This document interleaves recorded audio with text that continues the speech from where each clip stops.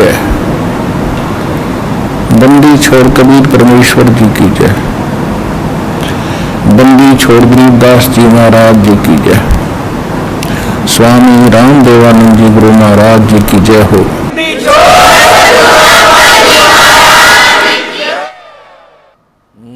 नमो नमो सतपुरुष को नमस्कार गुरु की नहीं। सुर नर मुनि जन साधुआं संतों सर्वस्ती नहीं। सतगुरु साहेब संत सब ढंडो तुम प्रणाम। आगे पीछे मत हुए तिनको जा कुर्बान। निराकार निर्विषम काल जाल वैभंजनम। निर्लेपम निज निर्गुणम अकल अनुबेशोन्दनम। सोहम सुरति समापतम सकल समाना निर्तलय। उज्ज्वल हिरंबर हरदमम बेपरवाह अथाह वार पारनी मध्यतम। ग्रीव जो सुमर सिद्ध होई गणनायक गलता ना। करो अनुग्रह सोई पारस पद परवाना। आदि गणेश मनाऊं गणनायक देवन देवा। चरण कमल लो लाऊं आदंत करूं सेवा। परम शक्ति संगीतम रिद्धि सिद्धि दाता सोई। अवगत गुण अतीतम सत्य पुरुष निर्मोही। जगदम्बा जगदीशम मंगल रूप मुरारी। तन मन अर्पों शीसम। सुर नर मुनि जन ध्यावे विष्णु महेश। शेष सहस मुख गावे पूज्य आदि गणेश। इंद्र कुबेर सरीखा वरुण धर्म राय ध्यावे। समर्थ जीवन जी का मन इच्छा फल पावे। 33 कोटि अधारा ध्यावे शेष 88। उतरे बहुजल पारा कट है यम की फांसी। 33 कोटि अधारा ध्यावे शेष 88। उतरे बहुजल पारा कट है यम की फांसी। कर जोरूं विनती करूं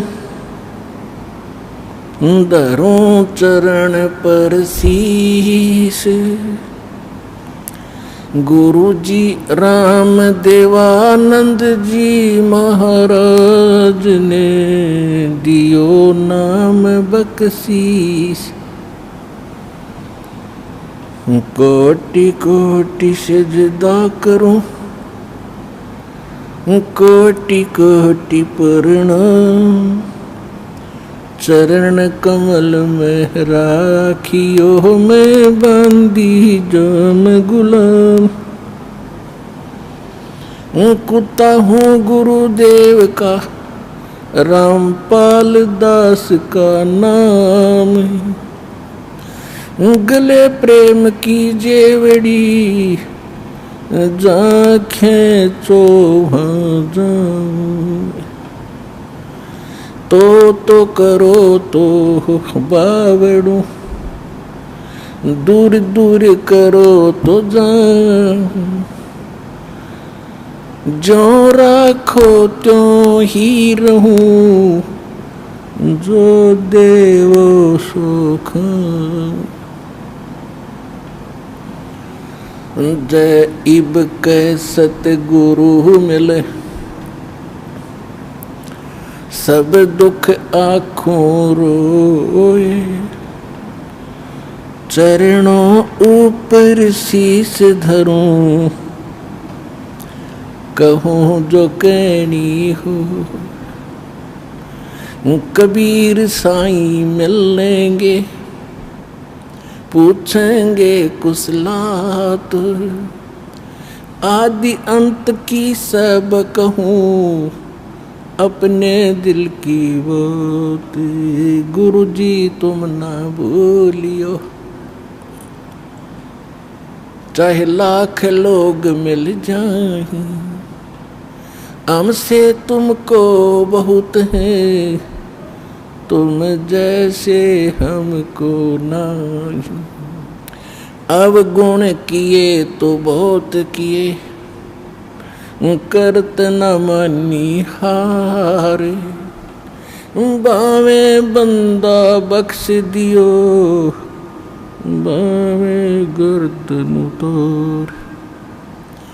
अवगुण मेरे बाप जी, बख्शो गरीब नवाजे।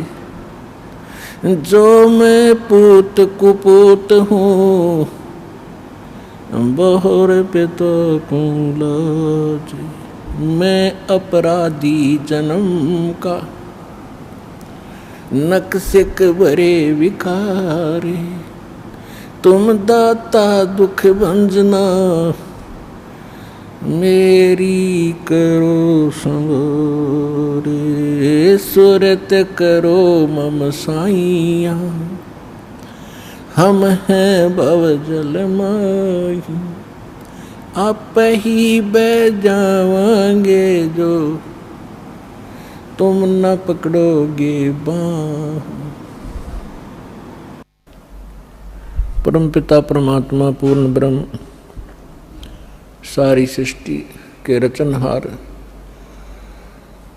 सारी सृष्टि के मालिक, कुल धनी कुल के मालिक कबीर परमेश्वर जी की असीम रजा से आप सभी पुण्यात्माएं परमेश्वर की महिमा सुनने के लिए उपस्थित हुए।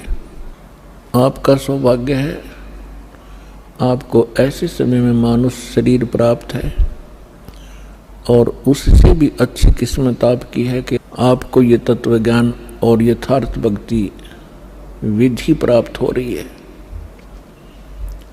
तो आपकी किस्मत का, आपके शुभ संस्कारों का कोई एस्टीमेट नहीं लगाया जा सकता। ना जाने आप किन किन जन्मों में आपने ये पुण्य संग्रह किए हुए। लखबर सूरा जो दही लखबर सांवत दे, लखबर यति जहान में तब सतगुरु शरणाले। तो आप ऐसी महान आत्माएं किसी न किसी युग में रहे हो। आपने परमात्मा के लिए बड़े बड़े सैक्रिफाइस किए हैं, आपने राज भी त्यागे हैं, आपने बहुत बड़ी कुर्बानियां दी हैं, तब आज आपको ये शुभ समय प्राप्त हुआ है। धन्य है आपके माता पिता जिनसे जन्म हुआ।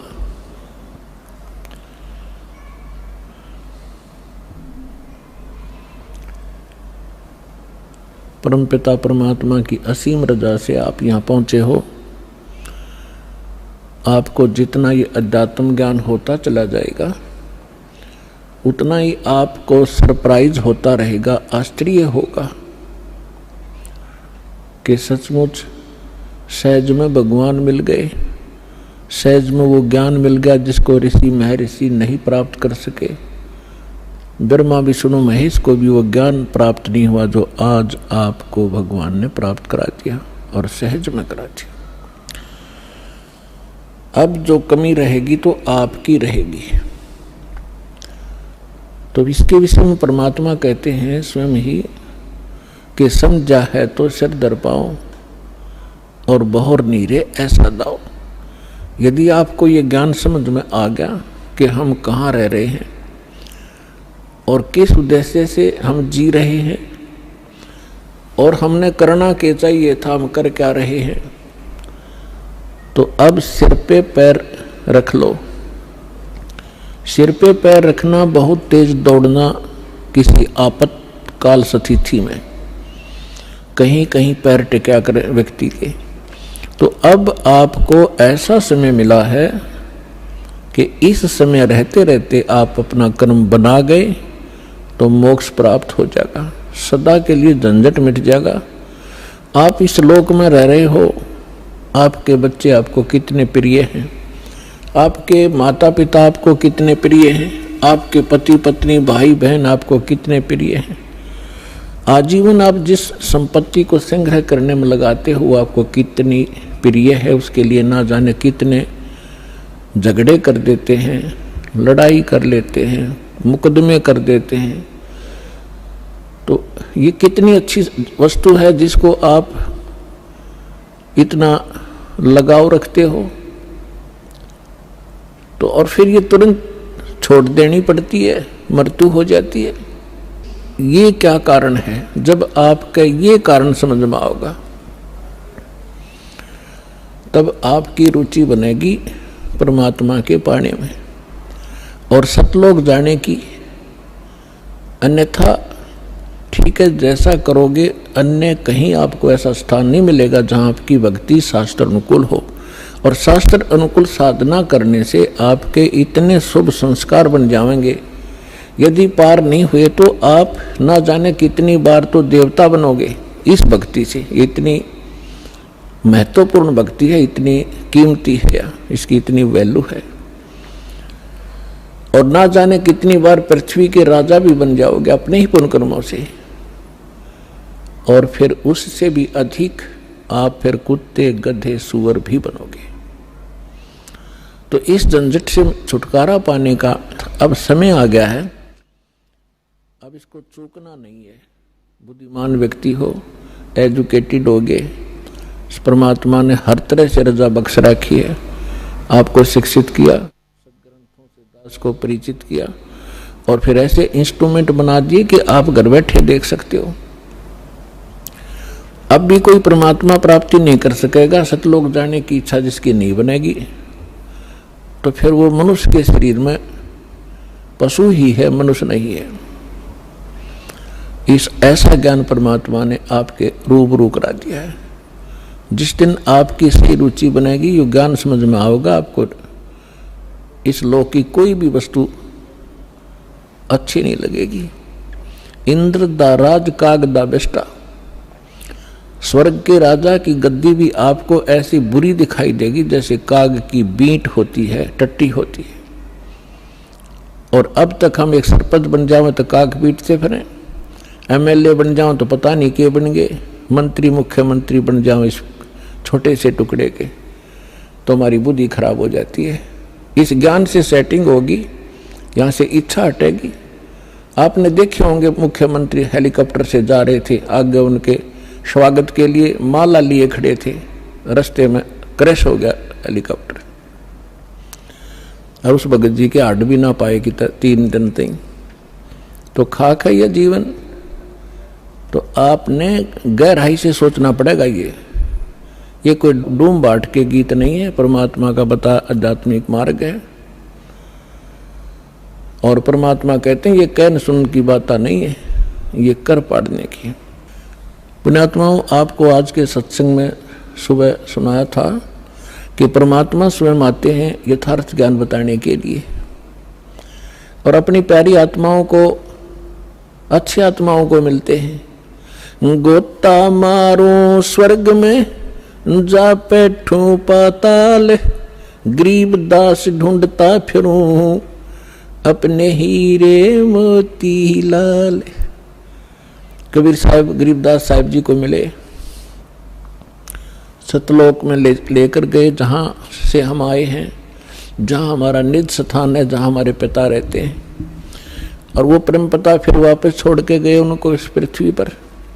आंखों देखा वो वहाँ का नज़ारा, वो दृश्य, सारा दृश्य। और परमात्मा से प्राप्त उस ज्ञान से परिचित होने के बाद गरीबदास साहिब जी ने बताया कि गरीब परमेश्वर ये कह रहे थे, गोता मारू स्वर्ग में जा बैठूं पाताल, गरीब दास मैं ढूंढता फिरूं अपने हीरे मोती लाल। आप उस परमात्मा के वो हो हीरे और मोती, यानी बहुत ही प्रिय आत्मा हो।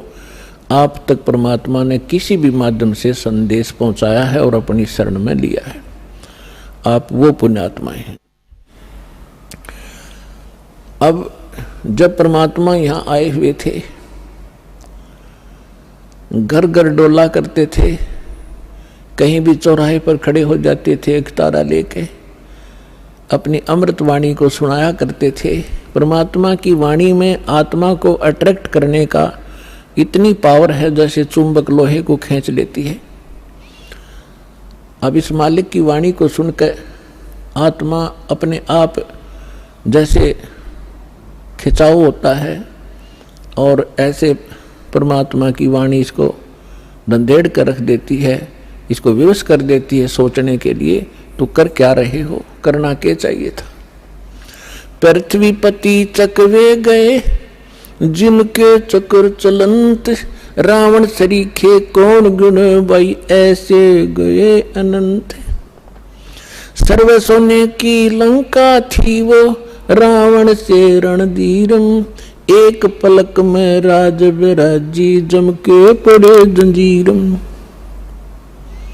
सुखदेव ने 84 भुगती बना पजावे खरवो, तेरी क्या बुनियाद प्राणी तू पेंडा पंथ पकड़वो।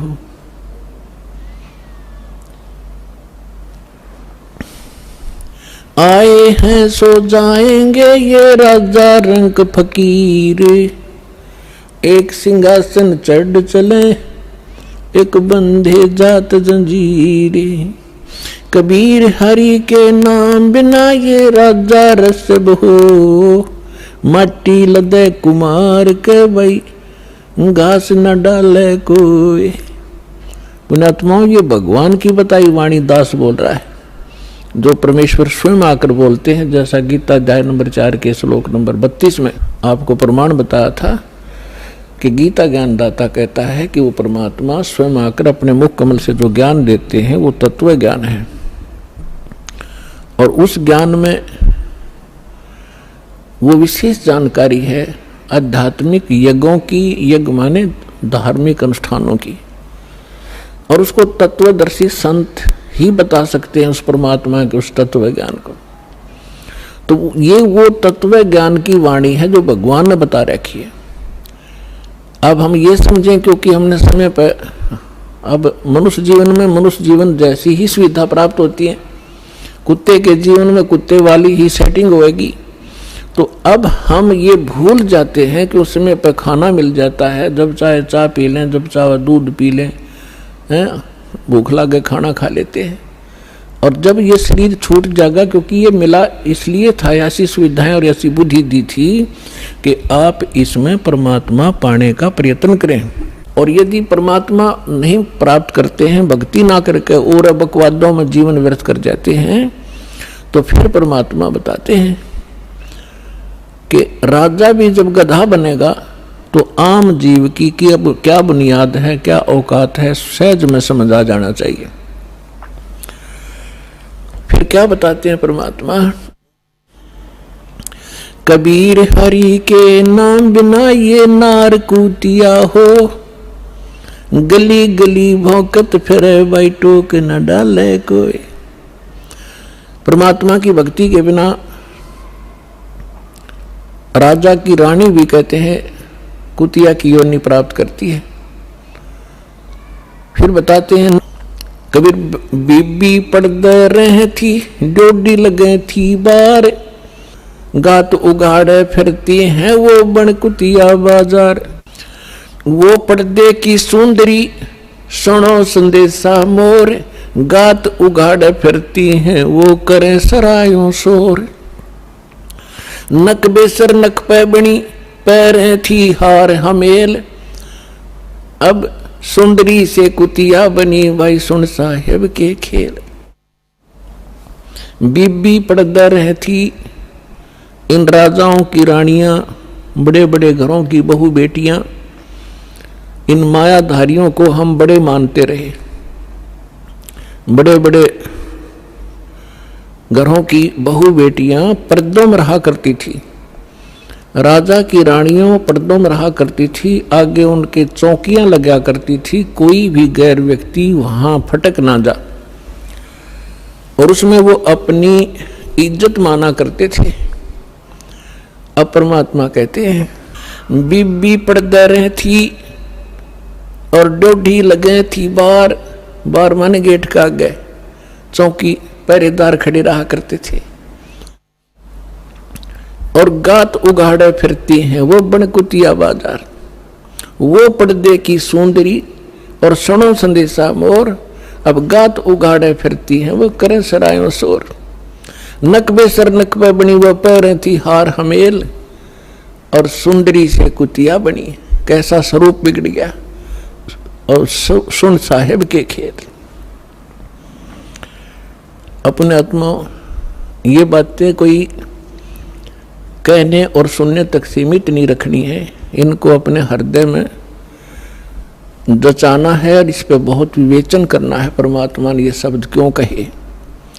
विचारणीय विषय है कि जो बड़े घरों की बेटियां बहुएं, उनको घर से बाहर जाना अलाउड नहीं था, उनकी इज्जत का नाश हुआ था।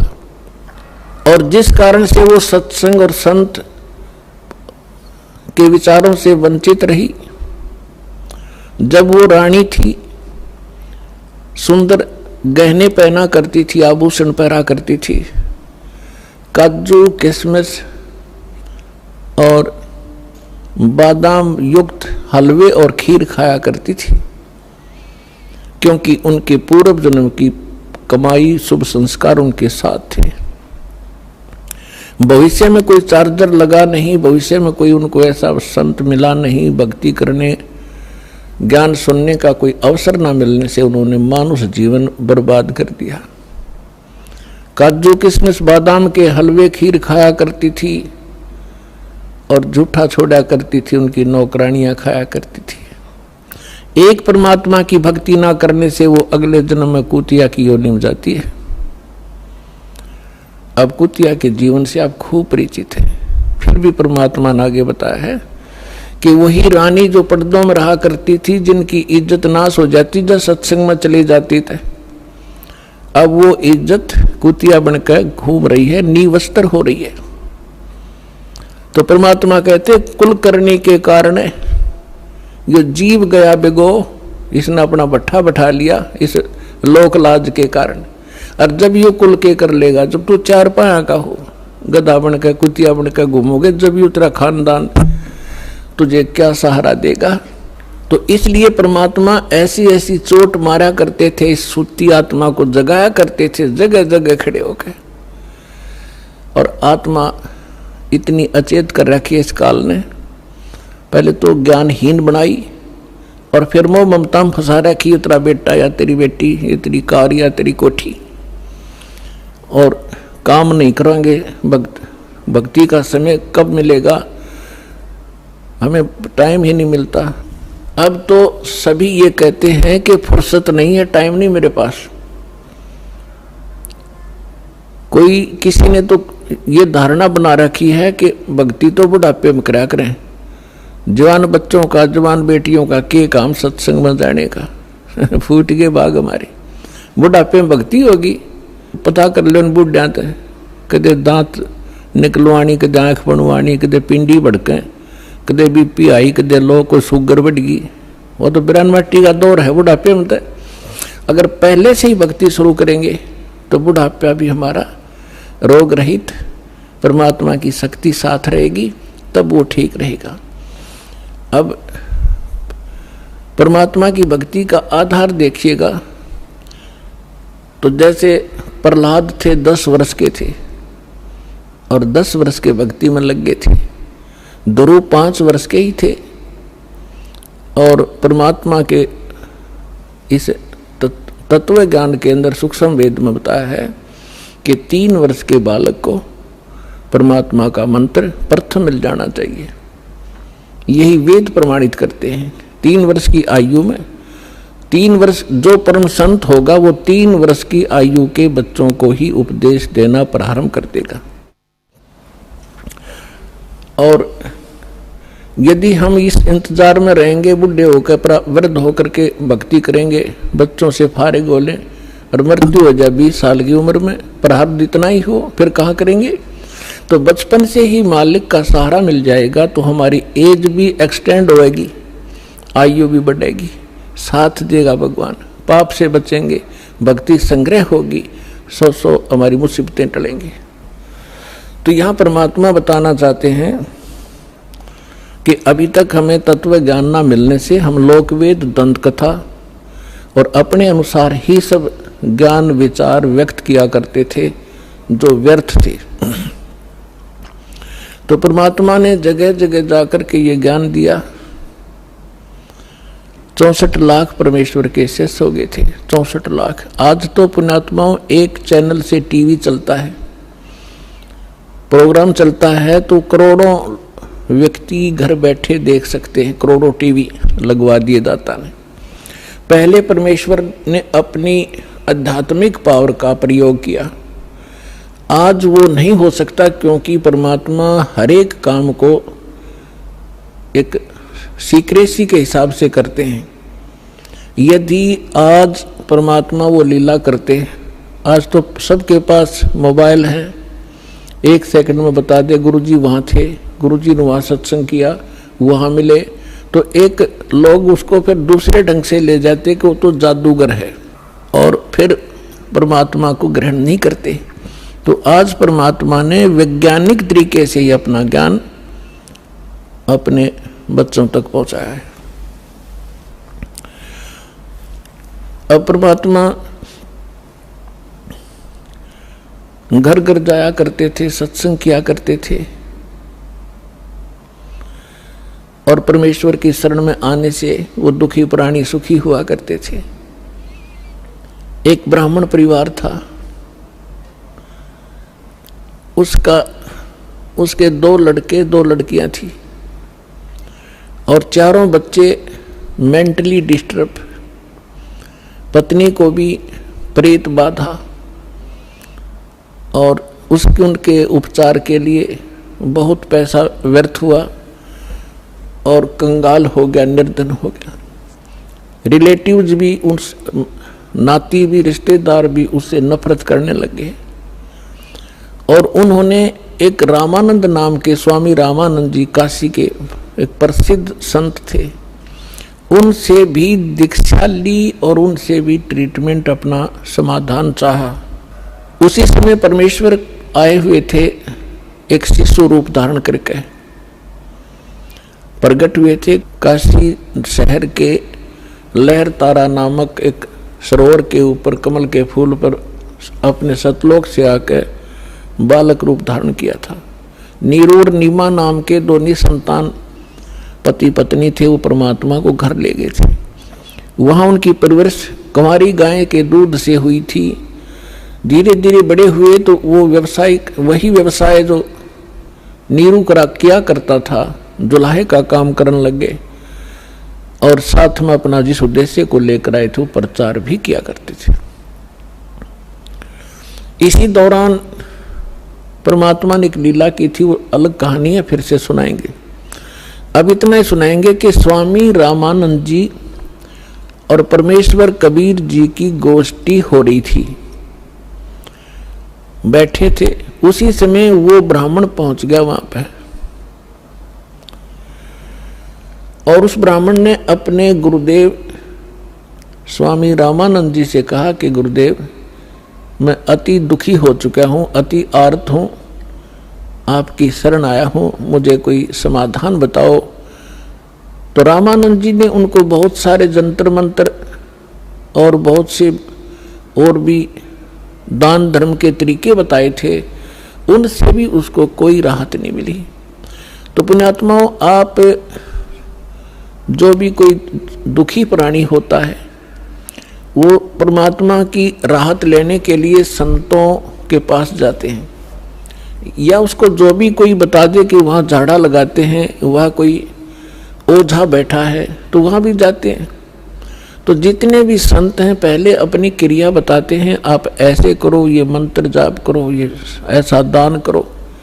उनसे भी कोई लाभ नहीं होता है तो सभी लास्ट में ये कह देते हैं कि ये आपके प्रारब्ध में निहित है,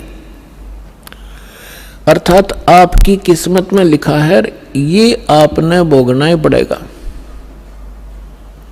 फिर उदाहरण देते हैं कि जैसे भगवान श्री राम ने बाली को मारा था, जो सुग्रीव का भाई था, वृक्ष की ओट लेकर, और उसका भी बदला भगवान ने भी देना पड़ा श्री कृष्ण रूप में। एक शिकारी ने उनके पैर में तीर मारा विषाक्त, और तब श्री कृष्ण जी की मृत्यु हुई। वो मारने वाला कौन था? वो शिकारी, वो बाली वाली आत्मा थी, और श्री कृष्ण राम वाली आत्मा। तो इस तरह की अटकल दे करके रामानंद जी ने उस ब्राह्मण से कहा कि भाई ये तेरे प्रारब्ध के अंदर लिखा है, ये किसी भी तरीके से नहीं कट सकता। मैं जो विधि जानू था मैंने सारी बता दी। उसी समय परमेश्वर ने कहा, स्वामी जी आप बड़े विद्वान हो, वेदों को भी जानते हो, क्या वेदों में भी ऐसा नहीं लिखा कि परमात्मा जीव के सर्व पाप नाश कर सकता है? यानी पाप से ही दुख है।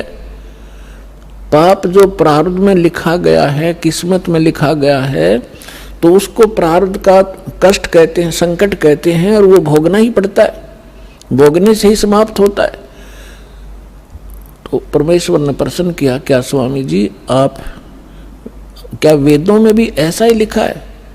स्वामी जी ने तपाक से कहा कि हाँ ऐसा ही लिखा है, किसी वेद में ऐसा प्रमाण नहीं है, सब ये लिखा कि अपना कर्म भोगना ही पड़ेगा। तो परमेश्वर ने कहा कि यजुर्वेद अध्याय नंबर 8 के श्लोक नंबर 13 को देखिए स्वामी जी। अब उनको जुबानी याद था, अपने आत्मा या बिजली गिरी हुई है, सदग्रंथों को कंठस्थ याद कर रखा था इन ब्राह्मण लोगों ने, और इनको कख नहीं पता था ये बता क्या रहे। रामानंद जी का सिर घूम गया कि एक दानक का बालक, धान दुल्हाए का लड़का, कदे इसने वेद देखे भी को नहीं, और आज इसने मंत्र बता दिया। 104 साल के उसमें परमात्मा के उनके जीवन में, लीला में जीवन जो परमात्मा शरीर में दिखा रहे थे, 99 वर्ष का अंतर था, 99 वर्ष बड़े थे परमात्मा से, और सारा जीवन ही उन्होंने वेद और गीता पुराणों के अध्ययन में बिताया था। तो परमेश्वर ने कहा, कबीर साहब ने कहा, स्वामी जी यदि प्रारब्ध का कष्ट भोगना ही पड़ गया तो भक्ति की क्या आवश्यकता है फिर? अगर किसी के संस्कार में दुख है और दुख है भोगना ही पड़ेगा, फिर भक्ति ने शर्म में मारेंगे, क्या आवश्यकता है इस भक्ति की? कौन करेगा भक्ति? क्या आवश्यकता परमात्मा की? वो भक्ति इससे हटकर है, और वो मंत्र मेरे पास है। अपने आत्माओं जो दुखी व्यक्ति है उसको तो संकेत चाहिए। उसने तभी पूछा कि आप कौन हो भाई? ए भगत जी आप कहाँ रहते हो? अब वो लाल कपड़े पहन रखे, सारी उम्र संस्कृत बोली, उसने तो महाराज जी समझ रहे, और परमात्मा बैठे एक सिंपल वेशभूषा में।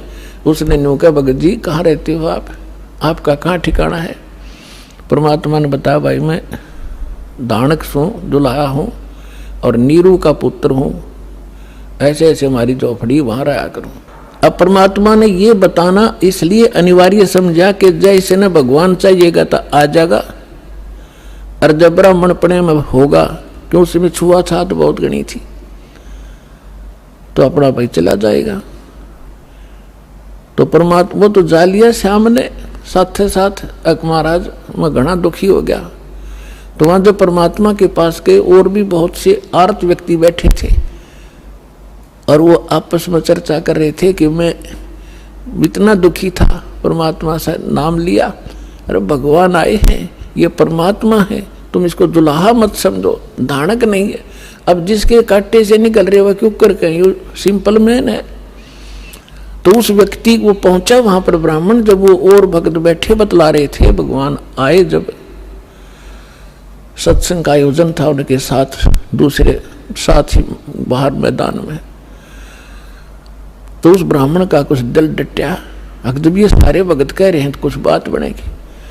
तो परमात्मा के आशीर्वाद मात्र से परमात्मा ने कहा, भाई अपने सारे बच्चों को ले आ। उसने सारा दुख बताया, उनको दीक्षा दिला। तो उसने सोचा पहले अपने लड़कों को ले चलता हूँ, क्योंकि इज्जत और बेइज्जती हमारा साथ लटक रही है, घर में कह टूट रहा। दोनों लड़कों को ले आया। परमात्मा ने दीक्षा दी, बेटा भक्ति करोगे ना जब बात बनेगी। केवल आशीर्वाद से भी सुख दे देते, लेकिन वो तो एक का दुख टला, आगे जीवन में पता नहीं कितने दुख है आपके। परमात्मा ने नाम दिया, दोनों बच्चे ऐसे स्वस्थ हो गए जैसे कदे दुख था ही नहीं। अपने आप उठ के गए, उन्हें लाया था बैठा बैठा कर, तो उनको एकदम खुशी की लहर आ गई। फिर अपनी बेटियों को, पत्नी को, सबको नाम दिलाया। परमात्मा के आशीर्वाद से सब ठीक हो गए, स्वस्थ हो गए कुछ ही दिनों में। और फिर घर का काम भी उसका बहुत अच्छा चलने लगा। अब वो जहां भी जिसने मिला है उसी को कहे कि भगवान आए हैं, चलो वहां पर परमात्मा आ रहे हैं। जुलाहों की कॉलोनी में भगवान उतर रहे हैं, पर उसकी कौन सुने? ब्राह्मण। तो पुण्यात्माओं, एक समय एक सर्वानंद नाम के ब्राह्मण थे, और उसने चारों वेदों, 18 पुराणों, गीता, इन सभी को कंठस्थ याद कर रखा था। और उसने अपने वक्त के सभी ब्राह्मणों को, सभी विद्वानों को शास्त्रार्थ में पराजित कर दिया।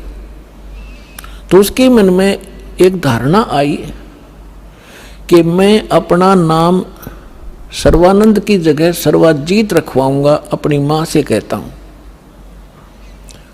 उसने सभी को हरा दिया। उधर से वो ये विचार कर रहा था। दूसरी ओर क्या हुआ कि उसकी माता, जो सर्वानंद की माता जी थी, उसका नाम शारदा था, ब्राह्मणी, और वो भी ऐसे ही अपने प्रारब्ध के कर्म को भोग रही थी। अब ब्राह्मण होने के नाते, और अब उसका पुत्र विद्वान, जिसने सब विद्वानों को पराजित कर दिया, अपने पुत्र से भी सारे जंतर मंत्र, जो भी गायत्री मंत्र वगैरह अनुष्ठान बताए बेटे ने, वो भी कर लिए। और भी जिसने भी जहां कोई महापुरुष संत तपस्वी बताया वहां भी चली गई, लेकिन उसको कोई राहत नहीं मिली। बहुत बुरी बेचैनी रहे, ना भूख लगे, चारपाई पकड़ रखी, अस्थि पिंजर शेष दिखाई दे। गुजरती एक परमात्मा की शिष्या, एक बहन ब्राह्मणी, एक बहन चली गई, ब्राह्मणी नहीं, वैसे एक बहन चली गई किसी कामवश, अन्य जाति की, श्रवण जाति की। तो उसने पूछा कि शारदा कुशल है? उसने चारपाई पे पड़ी पड़ी ने देखा और कहा, बहन कहाँ कुशल हूँ, अंतिम सांस गिन रही हूँ, बहुत परेशान हूँ, काफी वर्षों से असाध्य रोग से पीड़ित हूँ। वो परमात्मा की शिष्या लड़की कहने लगी कि बहन कहीं दिखाया नहीं आपने? कि सभी डॉक्टर दिखा लिए, वैद्यों से चेक करा लिया, और कोई साधु संत आसपास नहीं छोड़ा। सभी ने कह दिया कि तेरे प्रारब्ध का कष्ट है, तेने भोगना ही पड़ेगा। तो उस बहन ने कहा कि यदि आप बुरा ना मानो तो मैं बताऊं, एक महापुरुष आ रहे हैं। वो कहने लगी, बोलो कौन है? कि मेरे गुरुजी से दीक्षा ले लो। मैं भी पहले बहुत परेशान थी, आपसे भी बुरी हालत थी मेरी नहीं, मेरे बच्चों की भी स्थिति थी, मेरे पति को भी तकलीफ थी, प्रेत बाधा थी, और मुझे असाध्य रोग था। उस गुरुजी से दीक्षा लेते ही और हम कति स्वस्थ हो गए। 2 वर्ष हो गए हम अपना जीवन जी रहे हैं, अपनी नींद सोते हैं, अपनी नींद उठते हैं। तो बैठ गई शारदा कि भाई आज कुछ आशा की चिंगारी नजर आ रही है। तो उसने पूछा, कौन है आपके गुरुजी, मुझे बताओ। तो उस बहन ने बताया कि कबीर नाम है उनका, और जुल्हा कॉलोनी में रहते हैं। कहने लगी, वे मैं तो जुल्हा धानक है, वो कहाँ जुल्हा है, धानक है, उल्टी है, लेट गई नो की नो चारपाई पे। नहीं, हम ब्राह्मण है, और वो एक धानक, इज्जत का नाश हो जा, मैं नाम नहीं लूँ।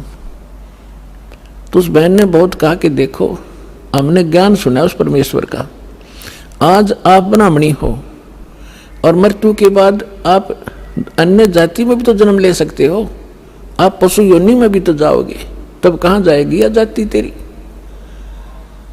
तो कहने लगी, बहन तू जा, बस फालतू बात ना करे, इससे अच्छा तो मौत ताजा वो अच्छा है।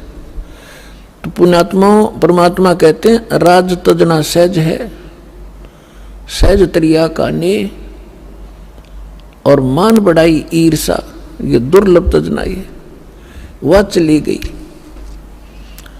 कुछ दिनों के बाद वो ब्राह्मण जो परमात्मा की शरण में आके स्वस्थ हुआ था, पुण्यात्माओं आप तो बालक हो, दास उस भगवान से परिचित है। आपके लिए जो परमात्मा भटक रहा है ना, आप तो एक अबोध बालक की तरह जिधर मुंह हो गया उधर चल पड़ते हो, और वो पिता माता पिता पीछे पीछे भाग्या कर खड्डे में गिरेगा, यूं उठा लूं भाग कर बालक को। आज आप इतने बच्चे हो इस भगवान के मार्ग में और इस अपने अध्यात्म मार्ग के अंदर। कबीर साहब कहते हैं, मैं रोवे तू सृष्टि को और यह सृष्टि रोवे मोहे। गरीबदास जी कह रहे हैं, परमात्मा से परिचित ज्ञान के आधार से भगवान की वाणी बता रहे महिमा। गरीबदास इस वियोग को समझ नहीं सकता कोई। सो चल छिदर मैं करूं अपने जन के काज। जिस प्यारी आत्मा को शरण में लेना है ना जाने के कारण बना होगा उसके लिए। तो वो ब्राह्मण चला गया कि वो निकटतम नाती भी था उनका। पहले दूर देश से आना जाना महीने में नहीं होता था, 6-6 महीनों में 2-2 1-1 वर्ष बीत जाता था रिश्तेदारियों में आने जाने में। तो वो ब्राह्मण उसी काशी शहर के आसपास कोई गांव था उसका रहने वाला था, और शारदा बनारस में काशी में रहा करती थी। तो एक दिन वो किसी कामवश शहर में आया था, तो उसने सोचा चल रिश्तेदार के घर चलते हैं। जब वहां पहुंचा तो शारदा घर अपने उसी तरह उसी स्थिति में थी। राम रमी करी, नमस्कार हुआ, कुशल मंगल पूछा। तो शारदा ने अपना सारा दुखड़ा रोया कि मैं बहुत दुखी हूँ, बहुत बुरा हाल है मेरा, मैं तो अंतिम सांस गिन रही हूँ। तब उस ब्राह्मण ने कहा कि आप हमारे गुरुजी से दीक्षा ले लो, आप स्वस्थ हो जाओगे। और मेरी हालत का आपको पता ही है, क्या स्थिति थी मेरी। हाँ, आपकी तो बहुत बुरा हाल था, सारा परिवार दुखी था, और आप कैसे स्वस्थ हुए कि हम उस परमात्मा आए हैं पृथ्वी पर। शारदा तेरा यकीन होइयो चाहे ना होइयो। और हमारी जो दुर्दशा थी देखने जोगी थी, रिश्तेदार भी नफरत करने लग गए थे, और उनकी कृपा से आज सारे बच्चे स्वस्थ हैं और हम स्वस्थ हैं। 4 वर्ष हो गए मैंने उनसे उपदेश लिए। ऐसा दुखी शायद पृथ्वी पर कोई प्राणी नहीं होगा जैसा मैं था। मेरे से रिश्तेदार भी नफरत करने लग गए थे कि अब यूं आ गया घर पे, कुछ पैसे मांगने आया होगा।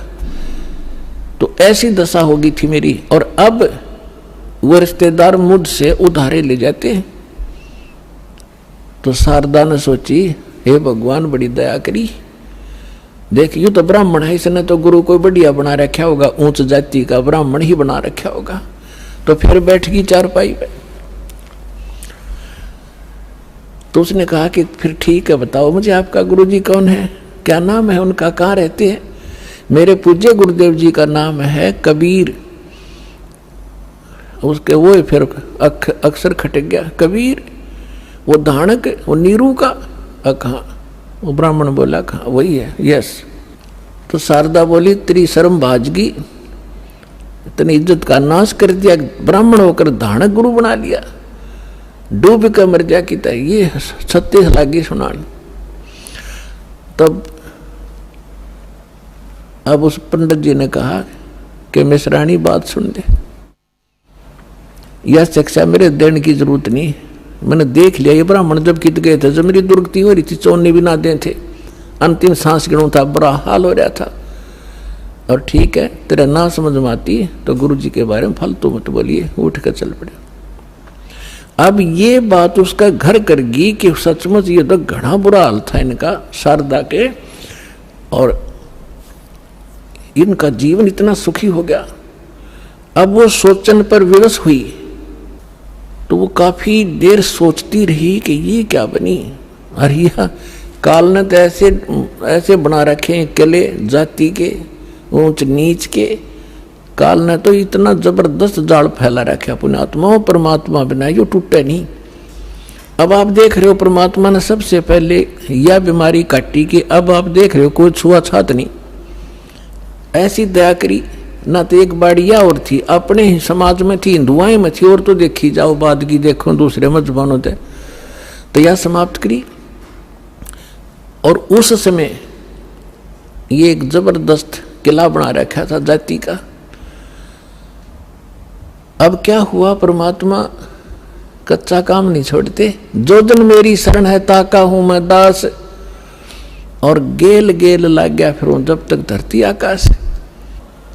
अब क्या किया मालिक ने, जिस मोहल्ले में वो शारदा रहा करती थी उसी में परमात्मा का एक भक्त रहता था थोड़ी सी दूरी पे, और उसने प्रार्थना की प्रभु हमारे दास के घर सत्संग कर दो, वहाँ आस पास के भक्तों को भी पता चलेगा और आपका ज्ञान सुनेंगे, हो सकता है किसी के और भाग जाग जा। परमात्मा ने ठीक कहा कि ठीक है बेटा, रात्रि में सत्संग करेंगे, दिन में अपना काम करो पेट के लिए, रात तो अपनी है, आ जाया करो, चलूंगा मैं तुम्हारे वहाँ। तो उस बहन ने जो सत्संग करवा रही थी भगवान का, आसपास के सभी जगह निमंत्रण भेजा कि आज हमारे गुरुजी आवेंगे और नाम ले लियो, सत्संग सुनियो। पहले आपने आज तक ऐसा ज्ञान नहीं सुना होगा, आप देखियो हमारे गुरुजी का सत्संग सुनना। तो ऐसे आपस में आ ही जाते हैं, बुलावा देने से मोहल्ले के लोग बहन बेटियां इकट्ठी हो जाती हैं। तो उसने शारदा को भी आमंत्रित कर दिया मोहल्ले में होने के नाते। तो शारदा ने पूछा आपके गुरुजी कौन है? कि मेरे गुरुजी हैं कबीर साहब, भगवान कबीर। कौन से कबीर? वो धानक। वो शारदा ने कहा कि हाँ वो धानक, आप कुछ भी कहो वो परमात्मा है। अब शारदा ने के स्कीम बनाई कि भी ऐसे जाऊंगी तो बात बिगड़ेगी, लोग हंसी करेंगे। एक ब्राह्मणी होकर दानक से दीक्षा लेने चल पड़ी और उधर से दुख का पहाड़ टूट रहा। तो उसने अपने ही मन में एक ऐसा विचार किया कि मैं जाऊंगी जरूर, सुना है कि आशीर्वाद लेने मात्र से सुख भी हो जाता है। यदि मैं सुखी होगी, मेरा यू दुख दूर हो गया उनके आशीर्वाद से, मैं वहीं चरण पकड़ लूंगी, फिर कति नहीं लोक लाज करूं। अब परमात्मा कहते करा करावे साइया, मन में लहर उठा, दादू सदर जीव के वो आप बगल हो जा।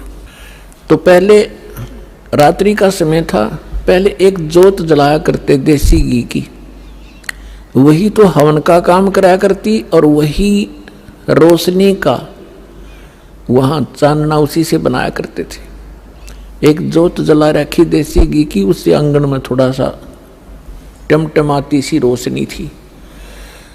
अब सभी बहन भाई आ रहे थे, एक साइड बहन बैठ रही थी, एक साइड भक्त बैठ रहे थे, बीच में रास्ता था, सामने भगवान बैठे थे आसन पर। अब शारदा आई, मुंह पर घूंघट काट के, उसने ये सोचा था कि ऐसा घूंघट काट के औरतों में जाकर बैठ जाऊंगी, प्रणाम कर जैसे वो क्रिया करेंगे और मुझे कोई पहचानेगा नहीं। अब जो ही सभी बहन आ रही थी, भगवान के चरण ले रही थी और बैठती जा रही थी। अब वो आगी शारदा भी मुंह ढके आवे थी, परमात्मा के चरण छुए, मालिक ने सिर पर हाथ रखा और कहा सर्वानंद की माँ ब्राह्मणी पंडितानी, आज दानक के पास कैसे आना हो गया तेरा? और परमात्मा ने हाथ रख के उठाया भी नहीं था, उसका सारा रोग जो कष्ट था, जो संकट था, वो कति स्वस्थ होगी जैसे दुख कदे था ही नहीं।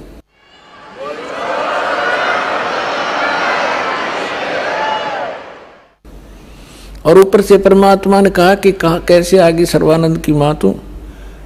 एक दानक से क्या कहेंगे तेरे को, जो पंडित लोग जात से घेरेंगे।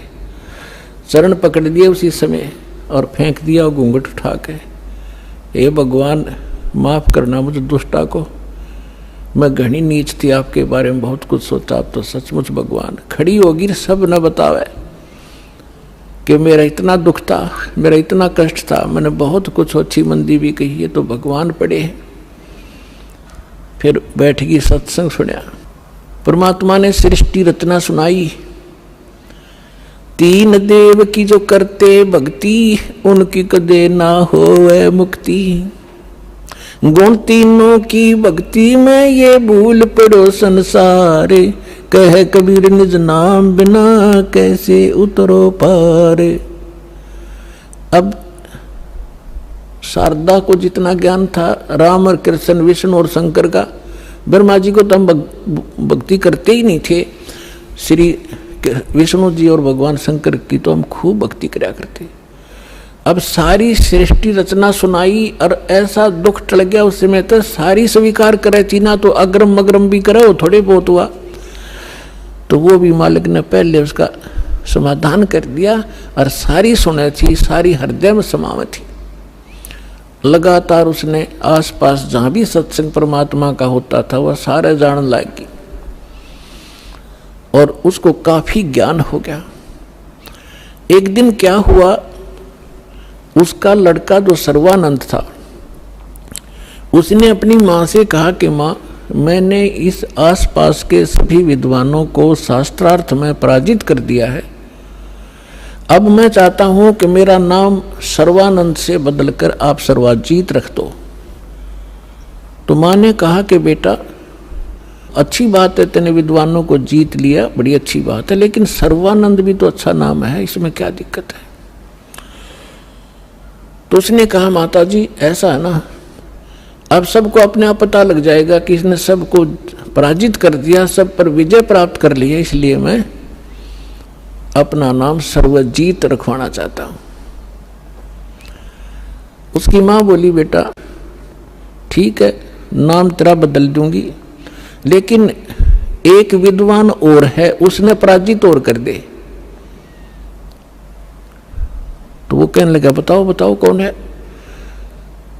कि मेरे गुरुजी हैं और कबीर नाम है उनका, और जुलाहे की कॉलोनी में रहते हैं। कहने लगे वो अच्छा, फिर अकमाता आपने बड़ा विद्वान खोजा, उसको संस्कृत भी ना आती, वो क्या जाने सदग्रंथों के बारे में। और उसकी माँ बोली बेटा देख ले, यदि मेरे से इतना नाम बदलवाना है तो उस विद्वान को इतना पराजित करवाना पड़ेगा, करना पड़ेगा, ऐसे नहीं मानूंगी। उससे लिखवा के लाना और उनका अंगूठा लुआ के लाना, एक दो गवाह भी हों साथ में। अब सर्वानंद तो चल पड़ा, माँ का आदेश पाते ही चलता हूं। अब जून का महीना, उत्तर प्रदेश, खड़ी धूप पड़े, उधर से परमात्मा कबीर जी की एक मुंह बोली बेटी थी कमाली, वो एक मृतक जीवित की थी किसी शर्त पे, किसी कारण से, किसी सर्कमस्टांस के से। और वो लड़की फिर अपने पिता को छोड़कर परमेश्वर के साथ, अपने वास्तविक पिता के साथ रहा करती थी, युवा होगी थी। तो वो लड़की दोपहर के समय कुएं पर जल लेने गई हुई थी बटका भरण खातिर। उधर से सर्वानंद जी आ गया, एक बैल के ऊपर सारे सदग्रंथ रखा करता, गीता, 18 पुराण, 4 वेद, श्रीमद् भगवद गीता और 6 शास्त्र, बैल के ऊपर जैसे गधे पर बोरा डाल लिया करें, ऐसे बोरा डाल के उनमें रखा करता था, सुंदर कपड़े लपेट के। उस बैल को लिए हुए आ रहा था। अब जुलाहों की कॉलोनी में, और उस समय पंडित जी आचार्य, वो भी सा विद्वान सुप्रसिद्ध, तो सभी ऐसे देख रहे थे जैसे पहले गांव में हाथी आ जाता, सारे गांव निकल कर आ जाया करता, हाथी देखेंगे, ऊपर चढ़ चढ़ कर मकानों पर देखा करते थे। तो सभी देख रहे हैं कि ब्राह्मण कैसे आ गया हमारी कॉलोनी में। अब देखो लीला दाता की, उसको इतनी भयंकर प्यास लगा दी, उसकी आंखों में प्राण आ गए सर्वानंद के, और सामने वाली लड़की पानी पर लग रही। उसके पास आकर कहा कि ये लड़की जल्दी पानी पिला बेटी, मेरे प्राण निकलने जा रहे हैं। तो लड़की ने बाल्टी उसके कर दी, ले पी लो। उन्हें अपना करमंडल ले रहा था, उसमें डालकर गट गट पी लिया। अब उसने देखा कोई देख तो नहीं रहा तुझे, कितने दानकों के जुलाहों की कॉलोनी कुएं का पानी पी लिया। कोई देख तो, सब देख रहे थे, सब चारों तरफ देख रहे थे। तो उसने अपनी इज्जत बचाने के लिए लड़की को डांटा कि ये लड़की ये किस जाति का कुआं है। तो लड़की ने कहा जी दानकों की कॉलोनी में तो दानकों का कुआं हुआ कर, ब्राह्मणों का नहीं हो सकता। ये तूने पहले क्यों नहीं बताया मुझे? पंडित जी पानी पी कर जात नहीं पूछा करते, तू पहले पूछता। जब तक तेरे पसीने आ रहे थे तेरी जान जाने वाली थी, अब तुझे जाति दिखाई देती है। मर जाता 2 मिनट तुझे पानी नहीं मिलता तो फिर कहता है बेटी छोड़ इन बातों को, यहां कबीर कहाँ रहता है? तो लड़की ने कहा कि कबीर का घर शिखर में सतलोक में रहता हो, जहां से ले ली गैल और पाँव न टेके पपील के, तू पंडित ला दिया बैल। लड़की ने कहा कि तुझे कबीर चाहिए, वो कबीर सतलोक में रहता है गगन में, और जहां तक चिट्टी का पैर नहीं टिक सकता तू इन पोथियों से जाएगा वहां कबीर से मिलने। तो कहने लगा ए लड़की गणी ना बोला है, यूं बता यहाँ कहाँ रहता है इस कॉलोनी में वो? लड़की बोली आ जाओ मेरे पीछे पीछे, मैं उन्हीं की बेटी हूँ। अब लड़की मटका उठा के चल पड़ी, सर्वानंद बैल आके पीछे पीछे। लड़की थोड़ी आगे चली गई और जाकर कहा पिताजी एक ब्राह्मण आवा है, सारे पोथे लिए, आपको पूछ रहा है, आपके साथ अवश्य कोई वाद विवाद करेगा। परमात्मा ने कहा बेटा कोई बात नहीं, ज्ञान की चर्चा तो होनी चाहिए, अच्छी बात है, उसको बुला लो अंदर। वह लड़की बाहर आई और कहा सर्व आओ जी आ जाओ, पिताजी अंदर हैं आ जाओ। तो सर्वानंद बाहर खड़ा हो गया और कहा ले लड़की ये मेरा लोटा ले जा, पानी का भरवा दिया कि एक पानी का मेरा लोटा भर दे। बाहर खड़ा खड़ा लड़की ने पानी का लोटा भर दिया और कहा इस लोटे को जाके कबीर को दे दे और इसका क्या उत्तर दे फिर मुझे बताना बाहर आकर के। अब लड़की उस लेकर उस लोटे को भरे हुए को और धीरे धीरे परमात्मा के पास गई और कहा पिताजी एक वो ब्राह्मण युग ने ऐसे ऐसे कहा है कि ये लोटा दिया है, कहा कि इसका उत्तर दें वो मुझे बताना इस जल को। और इतना भर दिया कि वो पानी लबालब भरा हुआ था उस लोटे के ऊपर तक, उसमें जरा सा भी पानी डाल दे तो बाहर जावे, इतना फुल भर के दे दी। परमात्मा बोला ठीक से बेटी। परमेश्वर ने एक बड़ी सुई थी, वह सुई उठा के लोहे की और उस लोटे में डाल दी, कुछ पानी बाहर निकल गया और कहा जा सर्वानंद को दे दे बेटा। वह लड़की वापस आई धीरे धीरे, अकलो पंडित जी। सर्वानंद ने पूछा क्या उत्तर दिया तेरे पिता ने? कि बोले कुछ नहीं, इसमें एक सुई डाल दी और आप पूछ लो इन्होंने क्या क्या मतलब है इसका। तो अंदर आया सर्वानंद। सर्वानंद ने पूछा कि कबीर आपने मेरे प्रश्न का क्या उत्तर दिया? परमेश्वर ने पूछा आपका प्रश्न क्या था?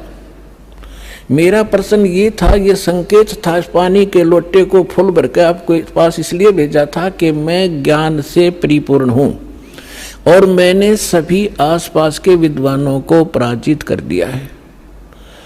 मैंने अपनी माँ से सर्वाजीत नाम रखवाना है और उसने ये शर्त रखी है कि मैं आपसे शास्त्रार्थ करूं और आपको विजय पाऊं आपसे, तब वो मेरा नाम रखेगी। मैंने आपको ये संकेत दिया है कि मैं ज्ञान से ऐसे फुल हूं जैसे लोटा फुल था। यदि मुझे कोई ज्ञान शिक्षा देगा तो मेरे अंदर समाएगा नहीं, वो इस लोटे में अगर कोई और जल डालेगा वो बाहर ही जाएगा, इसमें जगह नहीं। अब आप बताओ आपका क्या उत्तर था? परमात्मा बोले मैंने इसमें एक लोहे की सुई डाली है। मेरा ये संकेत है कि मेरा ऐसा भारी ज्ञान है, ऐसा गुरु ज्ञान है कि जैसे मेरी सुई तेरी लोटे की तली में जाकर टिकगी और तेरा पानी बाहर निकल गया, ये मेरा ज्ञान ऐसा तेरे थोथे ज्ञान में बाहर फेंक देगा, ठाके तेरे हृदय में समा जाएगा।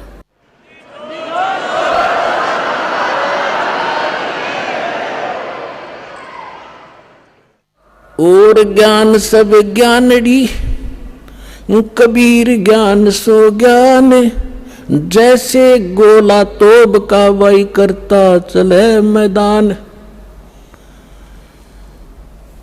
अब सर्वानंद ने कहा कि ठीक है, आप करो शास्त्रार्थ। उसी समय वहां आसपास के जुलाहे और उनकी गोष्ठी सुनने के लिए आकर बैठ के, वो बेचारे भोले भाले अनएजुकेटेड सामने बैठ के।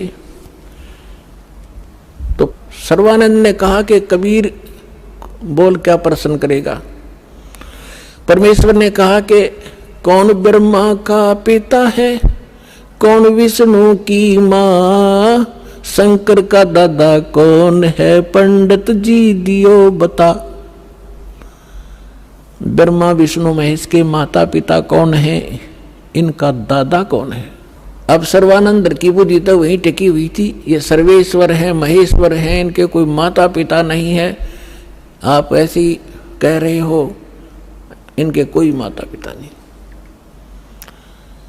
अब परमेश्वर ने कहा कि आप देवी भागवत तीसरा सकंद निकालो, और उसमें ये स्वयं स्वीकार करते हैं। देखिएगा श्री देवी भागवत यानी देवी पुराण सचित्र मोटा टाइप, गीता प्रेस गोरखपुर से प्रकाशित है।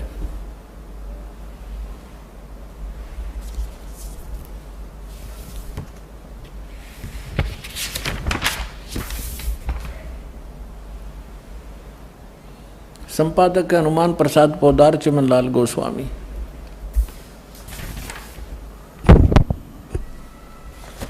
और ये गीता प्रेस गोरखपुर से प्रकाशित है। इसके 123 पृष्ठ पर देखिएगा।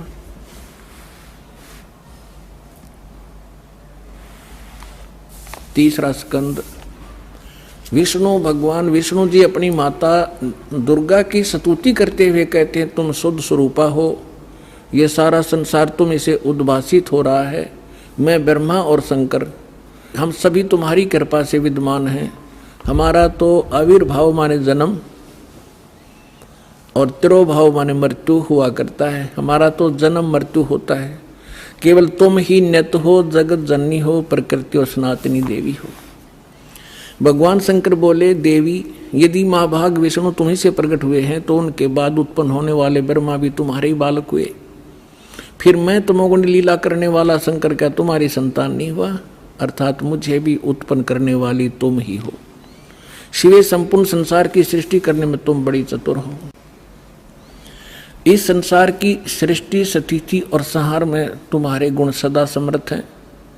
उन्हीं तीनों गुणों से उत्पन्न हम ब्रह्मा विष्णु एवं शंकर नियमानुसार कार्य में तत्पर रहते हैं। अब पंडित जी तो साथ ले रहा था, सारे पोथे निकाल कर देख लिया, पढ़ भी लिया।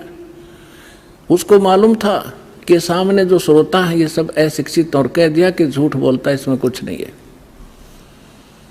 परमेश्वर ने कहा कि रुद्र संहिता के अंदर देखिएगा, ब्रह्मा विष्णु और शिव जी की उत्पत्ति दिखाते हैं आपको, आप देखिएगा। तो उसने देखा जो मालिक ने बताया। अब आप देखिए पुण्यात्मा, क्यों अभी तक ये सारा वर्बली बकवाद चल रही थी। अब दास ने जब इस मिशन को स्टार्ट किया तो आम भक्त हमारे भक्तों से कहता था, वो कैसा टीचर है, पुस्तक पढ़ पढ़ के सुनाता है, अपना अनुभव बताना चाहिए। अरे वेदों से, गीता इन सदग्रंथों से अलग जो अनुभव अपना बताता है वो शास्त्र विरुद्ध है, वो बिल्कुल यूजलेस है। ये हमारा सिलेबस है।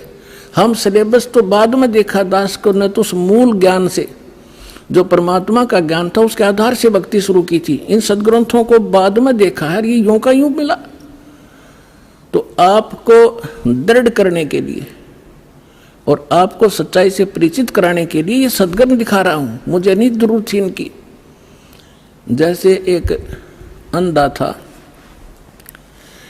अंधेरे में लालटेन लिए जा रहा था, आगे से बच्चे आ रहे थे उछल कूद करते हुए। उसने कहा, बच्चों देखना देखना बच्चों, मैं अंधा हूं, बेटा ध्यान से चलना, मैं अंधा हूं, देखना मुझसे ना टकराना। अब बच्चों ने आकर देखा कि आदमी अंधा बतावे और लालटेन हाथ में ले रहा, टॉर्च या लालटेन लैंप।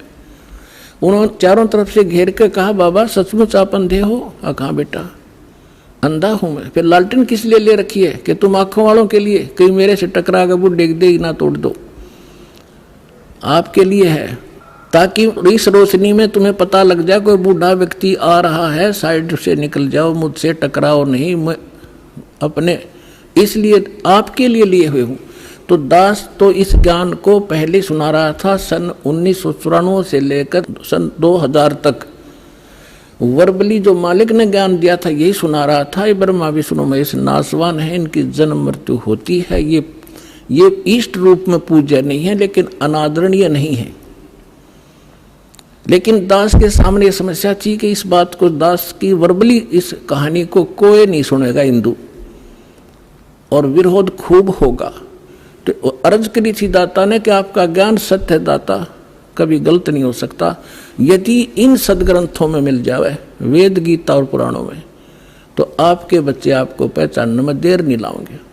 ऐसी प्रेरणा की परमात्मा ने 2001 में गीता उठा के देखी, जो का तू ज्ञान पाया। क्योंकि परमात्मा ने कहा था अपनी वाणी में कि वेद मेरा भेद है, मैं ना मिलूं वेदन के माही, पर जौन वेद से मैं मिलूं वो वेद जानते नहीं। तो इसके आधार से जब सब सदग्रंथ देखे तो जो का तो ज्ञान मिला। ओए होए, तीन देव की जो करते भक्ति, उनकी कदे ना होवे मुक्ति। और परमात्मा कहा करते, धर्मदास ये जग बौराना, कोई न जाने पद निर्वाणा। यही कारण मैं कथा पसारा, जग से कोई ये इकराम नियारा। अब मैं तुमसे कहूँ चताई, त्रिदेवन की उत्पत्ति भाई। माँ अष्टंगी पिता निरंजन, ये जमदारुण वंशन अंजन। तीन पुत्र अष्टंगी जाए, ब्रह्मा विष्णु शिव नाम धराए। 600 वर्ष पहले भगवान उस सुख संवेद में ये अमृत ज्ञान बता गए थे। लेकिन उस समय इतना विरोध किया था इन नकली संतों मंडलेश्वरों ने, परमात्मा के साथ कहर तो ले थे। वो सारी लीला धीरे धीरे सुनाएंगे आपको। आज वही ज्ञान हमारे पुराण बता रहे हैं कि ब्रह्मा विष्णु महेश के माता पिता हैं, दुर्गा इनकी माता है, ये ज्योत स्वरूपी निरंजन ये काल इनका पिता है। और ये भगवान 600 वर्ष पहले बताया करते, क्योंकि वो तो दादा है इनके।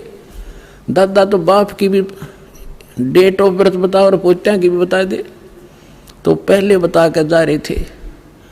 अरे नकलियान हमारे तक सारा अज्ञान भर रखा था। अब देखिएगा शिव पुराण, ये संक्षिप्त शिव पुराण सचित्र मोटा टाइप केवल हिंदी, गीता प्रेस गोरखपुर से प्रकाशित है। इसके संपादक कौन है?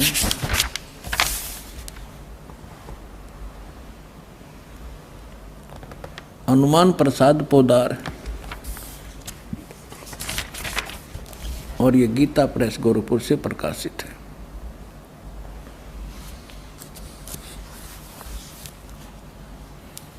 ये देखिएगा, ये है रुद्र संहिता, और यहाँ अध्याय नंबर 5 हम यहाँ पर पढ़ेंगे थोड़ा सा।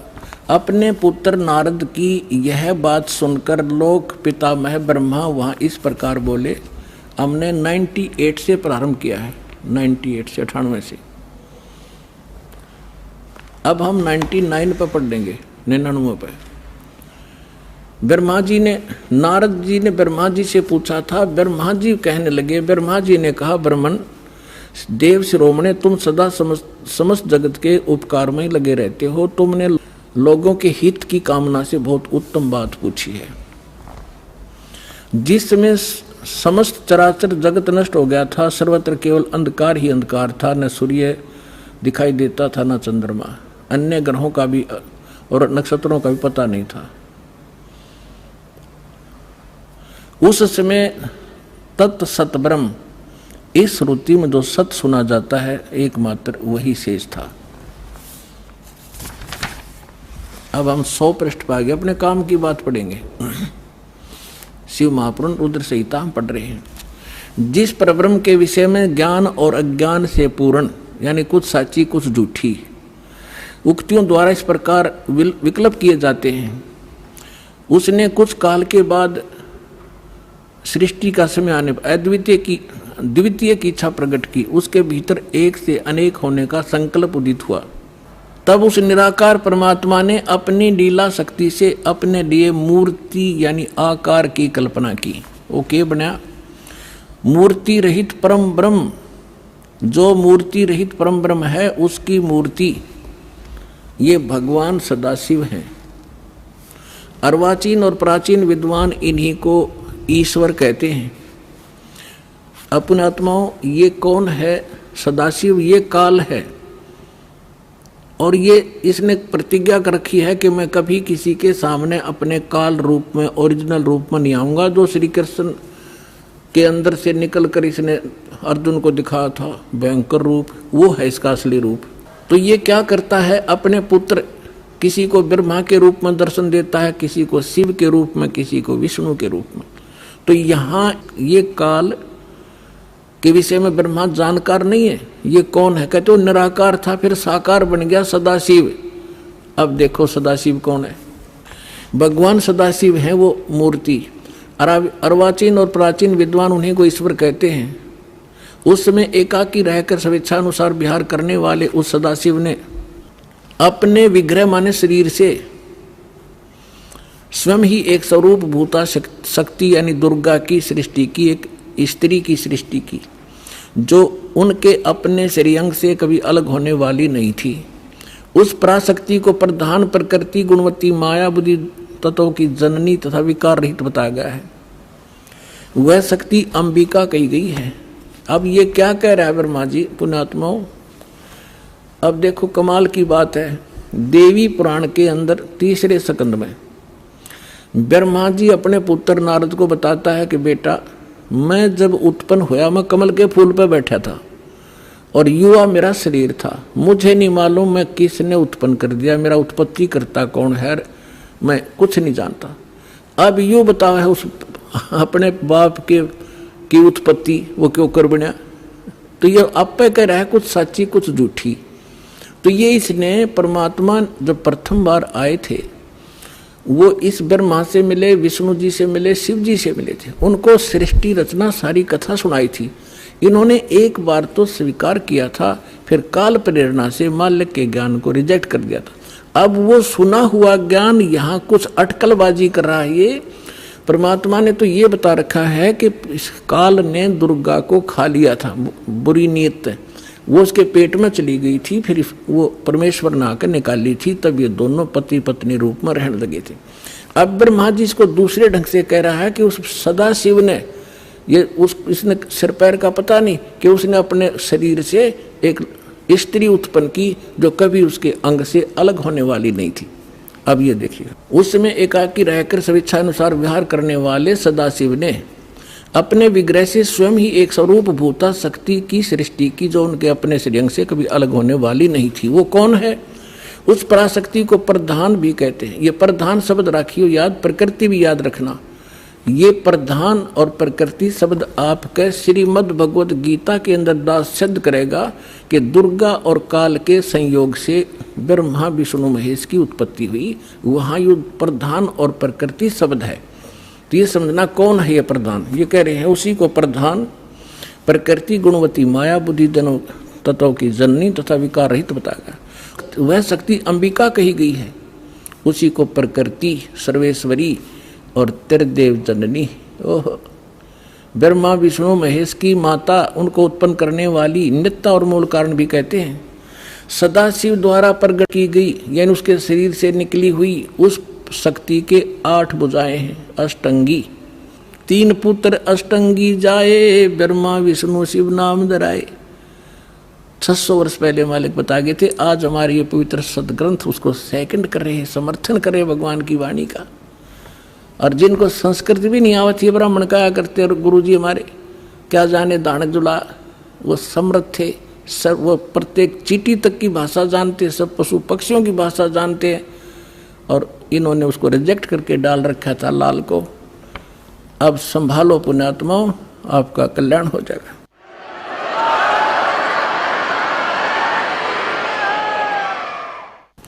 नाना प्रकार के आभूषण उसके श्री अंगों की शोभा बढ़ाते हैं। वह देवी नाना प्रकार की गतियों से संपन्न है और अनेक प्रकार के अस्त्र शस्त्र धारण करती है।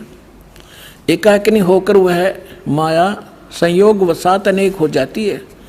वे जो सदाशिव हैं उन्हें परम पुरुष ईश्वर, शिव, शंभु और महेश्वर कहते हैं। यहाँ देखिएगा, अब 101 पृष्ठ पर आ गए हम। रुद्र संहिता। वे अपने सारे अंगों में भस्म रमाए रहते हैं उन काल रूपी ब्रह्म ने। इसको काल कहो, ब्रह्म कहो, सदाशिव कहो, उन काल रूपी ब्रह्म ने एक ही समय शक्ति के नाथ, ये नाथ नहीं, शक्ति के साथ शिवलोक नामक क्षेत्र का निर्माण किया था। उस उत्तम क्षेत्र को काशी कहते हैं। वह परम निर्वाण व मोक्ष स्थान है जो सबके ऊपर विराजमान है। वे प्रिय और प्रियतम, वो पति पत्नी रूप में शक्ति और शिव, दुर्गा और काल जो परमानंद स्वरूप है, उस मनोरम क्षेत्र में नित्य निवास करते हैं। शिव और शिवा ने, काल और दुर्गा ने प्रलय काल में भी उस क्षेत्र को अपने सानिध्य से मुक्त नहीं किया। अब यहाँ देखना, देवर से एक समय उस आनंद वन में रमण करते हुए शिवा और शिव के मन में, दुर्गा और काल के मन में, ब्रह्म के मन में यह इच्छा हुई कि किसी दूसरे पुरुष की सृष्टि करनी चाहिए, यानी कोई संतान उत्पन्न करनी चाहिए। ऐसा विचार करके देखिएगा, जिस पर यह सृष्टि संचालन का महान भार रखकर हम दोनों केवल काशी में रहकर इच्छा अनुसार विचरें और निर्वाण धारण करें। इन्होंने ये सोचा कि वे एक पुत्र उत्पन्न करें और उसके हवाले सारा इंचार्ज दे दे, हम फिर आराम तरह करेंगे। देख, ऐसा निश्चय करके शक्ति सहित सर्वव्यापी परमेश्वर शिव ने अपने वाम भाग के 10वें अंग पर अमृत मल दिया। ये तटपट करनी थी, यानी उन पति पत्नी व्यवहार किया।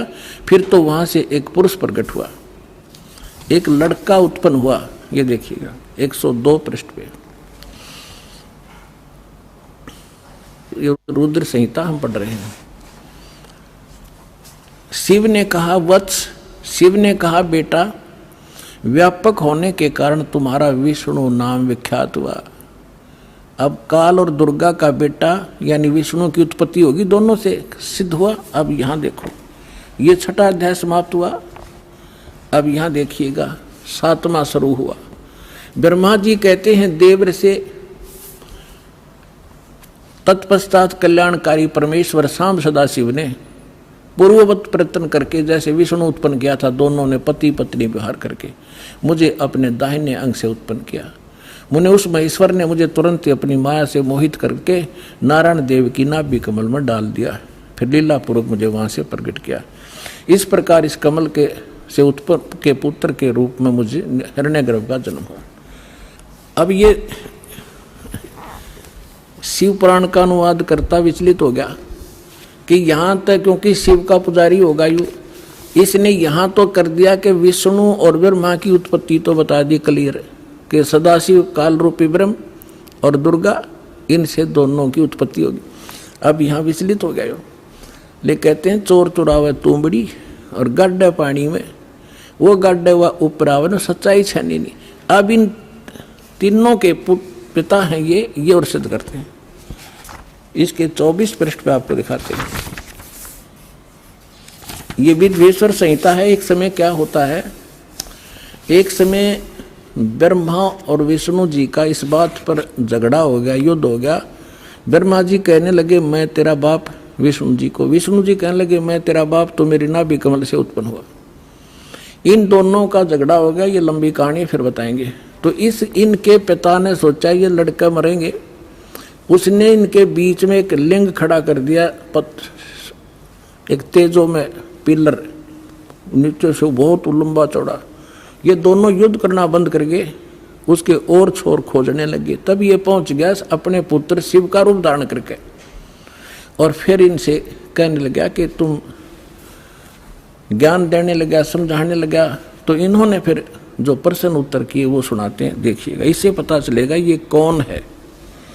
ये है विद्वेश्वर संहिता,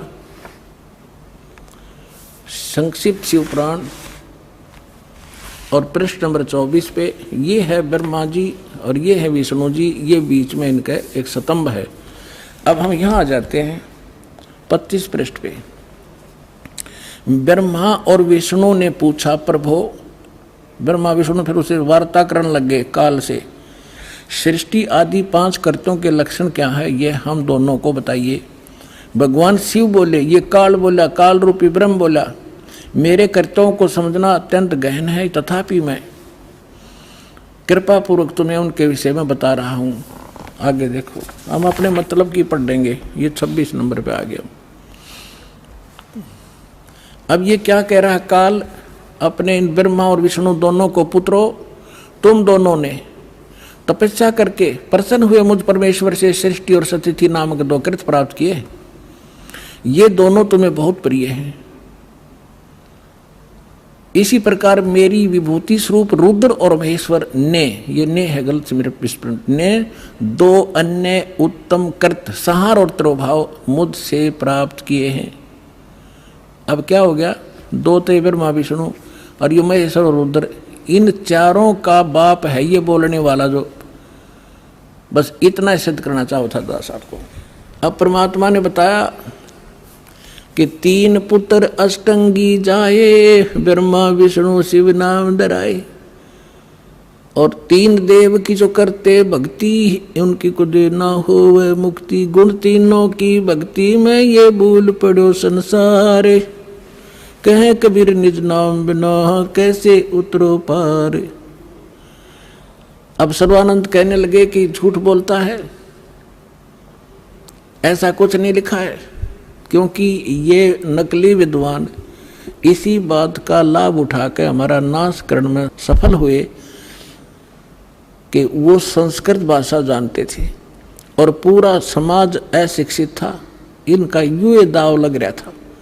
अब उसने क्या किया कि जो मतलब की बात थी वह छोड़ दी, और उसने जो कंठस्थ याद कर रखे थे श्लोक गीता के, वेदों के, वो संस्कृत बोलने लग गया।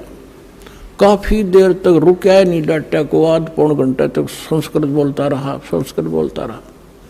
और वो सामने वाले जितने जुलाहे बैठे थे बेचारे भोले वाले, माई बहन बेटी भगत, वह ये भी नहीं समझ पा रहे जो पंडित जी बोल के रहा है।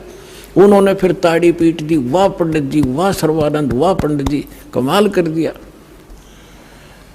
अब उनकी प्रशंसा से सर्वानंद विजयी हो गए और परमात्मा पराजित कर दिए। आज तक यह न्यों बिजली गिर रही थी बगैर इन इंस्ट्रूमेंट के, जो भगवान ने आज आपको समझाने के लिए बनवाए हैं जीव से। ना जीव बना दिए इंस्ट्रूमेंट, ये पहले यही था। ये मनुष्य 4 युग का इतिहास तो आपके पास है, द्वापर ताई। अभी 50 वर्ष से पहले थे हमने देखे बैलगाड़ी खचड़ खचड़ने घसीटे अंडा करते, काठ के पहिए, काठ की गाड़ी, और उससे पहले एक रेडू में 6 खच्चर जोड़ कर रथ बना के घसीटे फिरा करते थे। कहाँ गई थी मनुष्य की विधि? ये परमात्मा ने दया बख्शी आपके लिए। और अभी 10 वर्ष से हो रहा है, 12 वर्ष से हो रहा है, ये सब विकास कराया दाता ने, ताकि अपने बच्चों को वर्ड टू वर्ड समझा दूँ, ताकि ये पहचान ले मेरे को। अरे 1 मिनट में जा छोड़ दो इनको सतलोक में, पीछा छूटे यहाँ से।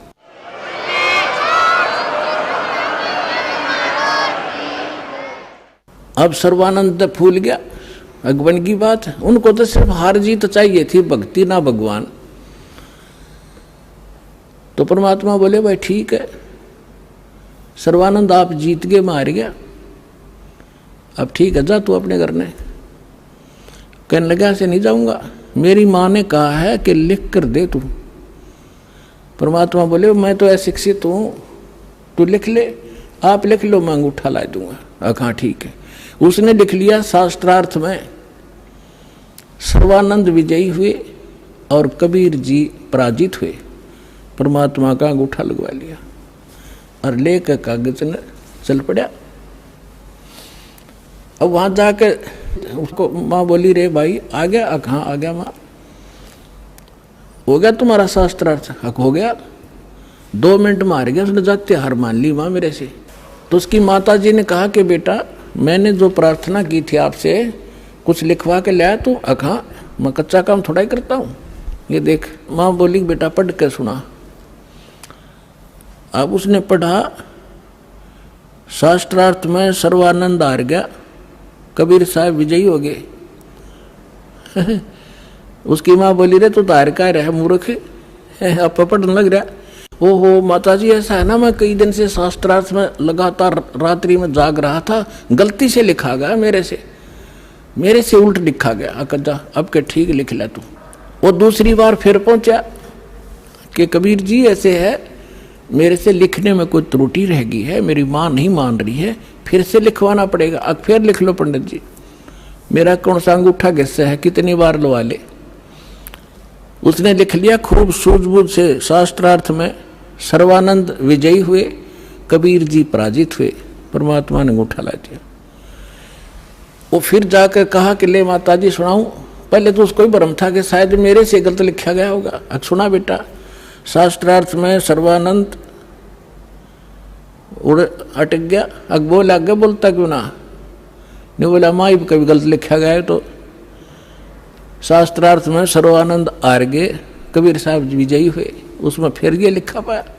उसका फिर भ्रम रह गया कि माँ फिर लाऊं लिखवा कर, जा बेटा फिर लिखवा ला।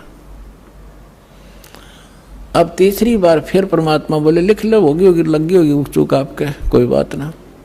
उसने फिर ऐसे लिख लिया और परमात्मा का अंगूठा लगवा लिया।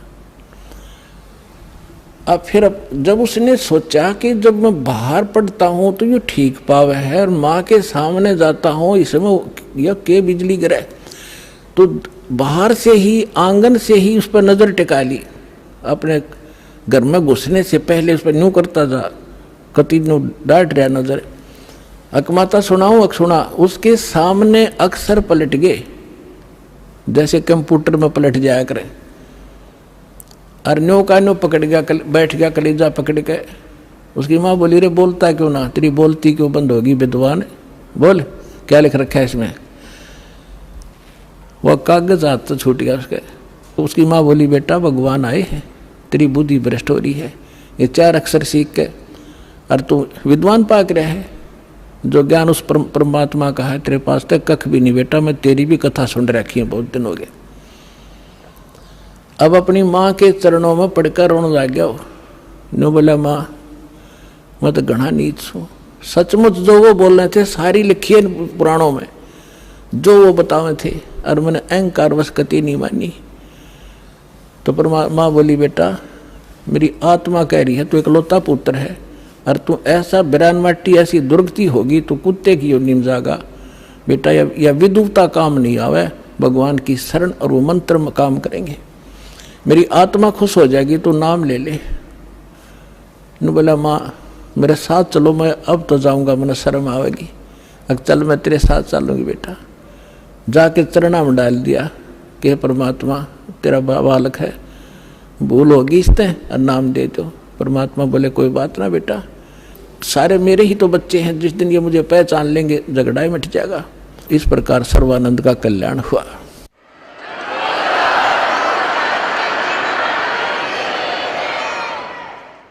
तो पुण्यात्माओं अब क्या समस्या आई। अब सर्वानंद विद्वान सब जाने बड़ा महापुरुष और सब वेदों का ज्ञाता सब हरा रखे उसने। अब वो समझावे औरों को कि भाई वास्तविकता ये नहीं है, ये है जो परमात्मा ने ज्ञान सुनाया था। अब सर्वानंद की कोई नहीं माने, क्यों काल ने तुम्हारा जाल फैला रखा और उसको जात तय घेर दिया ब्राह्मणा ने, पंडित होकर दानक का चेला हो गया। ज्ञान तो स्वीकार करना दूर रहा, उसका इतना विरोध कर दिया, लेकिन वो भगवान को पहचान चुका था। उसने समझ में आ गई थी कि जात तय कहते कुछ भी डाल दो, मेरा तो दाव लग गया। तो दोनों माँ बेटा ने भक्ति करी और अपना कल्याण करवाया। तो पुण्यात्माओं आपका सौभाग्य है कि आज ऐसे ही परमात्मा आपके पीछे पड़ा हुआ है। आपके पास कोई भगत मिला होगा, कोई पुस्तक लेकर गया होगा, किसी ने सीडी दी होगी। वो प्रेरणा अपने बच्चों के माध्यम से कहते करे कराव साइया मन में लहर उठा और दादू सिर जब दर जीव के आप बगल हो जा। परमात्मा कहते हैं गोता मारो स्वर्ग में और जा बैठू पाताल, गरीबदास ढूंढता फिर वो अपने हीरे मोती लाल। मैं रोत हूँ सृष्टि को, सृष्टि रोए मोहे, और कह कबीर इस योग को कोई समझ नहीं सकता कोई। मैं तुम्हें रो रहा हूं कि तुम मेरे बच्चे हो, तुम काल के फंस गए हो, तुम्हारी यहाँ कितनी दुर्गति हो रही है, कोई मनुष्य जीवन में सुखी नहीं, अगले जन्म में क्या हालत होगी, कुत्ते और गधे की योनियों में आप जाओगे। और आप मुझे खोज रहे हो, हे भगवान, हे सर्व सुखदाई, हे संकट मोचन। और मैं कहता हूं मैं भगवान हूं, तुम नखरे करते हो, तो भगवान कैसे होगा, धानक है, दुल्हा है, राम और कृष्ण भगवान, और किसी को राहत नहीं मिल रही।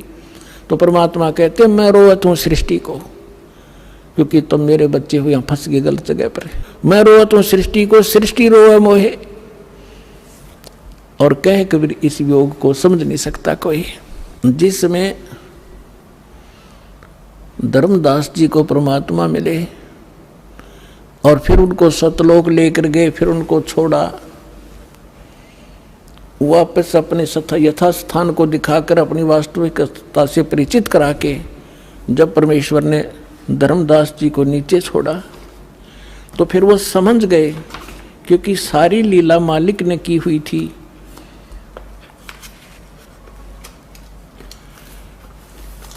तो वो समझने के बाद परमेश्वर की महिमा को किस प्रकार सुनाया। धन धन सतगुरु सत कबीर भगत की पीड़ मिटाने वाले। धन धन सतगुरु सत कबीर भगत की पीड़ मिटाने वाले, भगत की पीड़ मिटाने वाले, भगत की पीड़ मिटाने वाले। धन धन सतगुरु सत कबीर भगत की। रहे नल नील यतन कर हार, तब सतगुरु से करी पुकार। रहे नल नील यतन कर हार, तब सतगुरु से करी पुकार। जा सत रेखा लिखी अपार, सिंधु पे सिला तिराने वाले। जा सत रेखा लिखी अपार, सिंधु पे सिला तिराने वाले। धन धन सतगुरु सत कबीर भगत की पीड़ मिटाने वाले, भक्त की पीड़ मिटाने वाले, भक्त की पीड़ मिटाने वाले। धन धन सतगुरु सत कबीर। डसी सर्प ने जब जा पुकारी, इंद्रमती अकुला डसी। सर्प ने जब जा पुकारी, इंद्रमती अकुलाए। आपने तुरंत करी सहाय बेरूली, मंत्र सुनाने वाले। आपने तुरंत करी सहाय बेरूली, मंत्र सुनाने वाले। धन धन सतगुरु सत कबीर भगत की पीड़ मिटाने वाले, भक्त की पीड़ मिटाने वाले, भक्त की पीड़ मिटाने वाले। धन धन सतगुरु सत कबीर भगत की पीड़ मिटाने वाले। दामोदर सेठ के होते अकाज, अर्ज करी थी डूबता देख जहाज। दामोदर सेठ के होते अकाज, अर्ज करी डूबता देख जहाज। लाज मेरी रखियो गरीब नवाज, समुद्र से पार लंघाने वाले। लाज मेरी रखियो गरीब नवाज, समुद्र से पार लंघाने वाले। धन धन सतगुरु सत कबीर भगत की कह कर जोड़ दीन धर्मदास दर्श दे, पूर्ण करियो आस। कह कर जोड़ दीन धर्मदास दर्श दे, पूर्ण करियो आस। मेटियो जन्म मरण की तरास, सत्य पद प्राप्त कराने वाले, मेटियो जन्म मरण की तरास सत्य पद प्राप्त कराने वाले, धन धन सतगुरु सत कबीर भगत की पीड़ मिटाने वाले, भक्त की पीड़ मिटाने वाले, भगत की पीड़ मिटाने वाले, धन धन सतगुरु सत कबीर भगत की। कह कर जोड़ दीन धर्मदास दरस दे, पूर्ण करियो आस। कह कर जोड़ दीन धर्मदास दरस दे, पूर्ण करियो आस। मेटियो जन्म मरण की तरास, सत्य पद प्राप्त कराने वाले, मेटियो जन्म मरण की तरास, सत्य पद प्राप्त कराने वाले, धन धन सतगुरु सत कबीर भगत की पीड़ मिटाने वाले। एक समय बनारस के अंदर, काशी के अंदर एक दामोदर नाम के बहुत बड़े व्यापारी रहा करते थे, बिजनेसमैन। उनका अपना एक पोत था, समुद्री जहाज था, और उसके साथ वो व्यापार करने के लिए समुद्र मार्ग से दूसरी स्टेटों में जाया करते थे। उसके साथ और भी उसी शहर के आसपास के काफी अन्य बनिए लोग भी साथ जाते थे उसके जहाज में किराए पर, और अपना सौदा लाया करते थे। सेठ जी बाहर गए हुए थे और पीछे से उनकी धर्मपत्नी, जिसका नाम धर्मवती था, वो बहुत धार्मिक थी। सेठ दामोदर भी बहुत नेक आदमी थे, भक्ति बहुत विश्वास करते थे परमात्मा में। और हमारे हिंदू समाज के अंदर राम और कृष्ण, गणेश और इन भगवानों से ऊपर कोई हमारा इष्ट नहीं था, और ये सभी क्रियाएं हम किया करते थे जो वो कर रहे थे, जो हम करते हैं वैसे ही वो किया करते थे। उसमें परमात्मा के बहुत से शिष्य हो गए थे और बहुत दुख दूर हो गए थे। एक दिन ऐसे ही उस सेठ की पत्नी धर्मवती के पास एक बहन गई उसके पास कि बहन हमारे घर पर सत्संग है, आप आ जाओ। तो उसने सोचा चल, वो बहन ज़्यादा उसके निकट थी और पहले कई बार चर्चा कर रखी थी उसने परमात्मा की। तो धर्मवती ये कहा करती, कभी आसपास आपके गुरुजी आवे तो उसमें बताना, मैं दीक्षा अगर ज्ञान समझ में आ गया तो मैं दीक्षा लूँगी, वैसे नहीं लूँगी। तो उस बहन ने अपना सत्संग करवा लिया और उसको अपनी सहेली को आमंत्रित किया। अपने आत्माओं परमात्मा का ज्ञान, ओए होए, और ज्ञान सब ज्ञानड़ी, कबीर ज्ञान सो ज्ञान, जैसे गोला तोब को करता चले मैदान।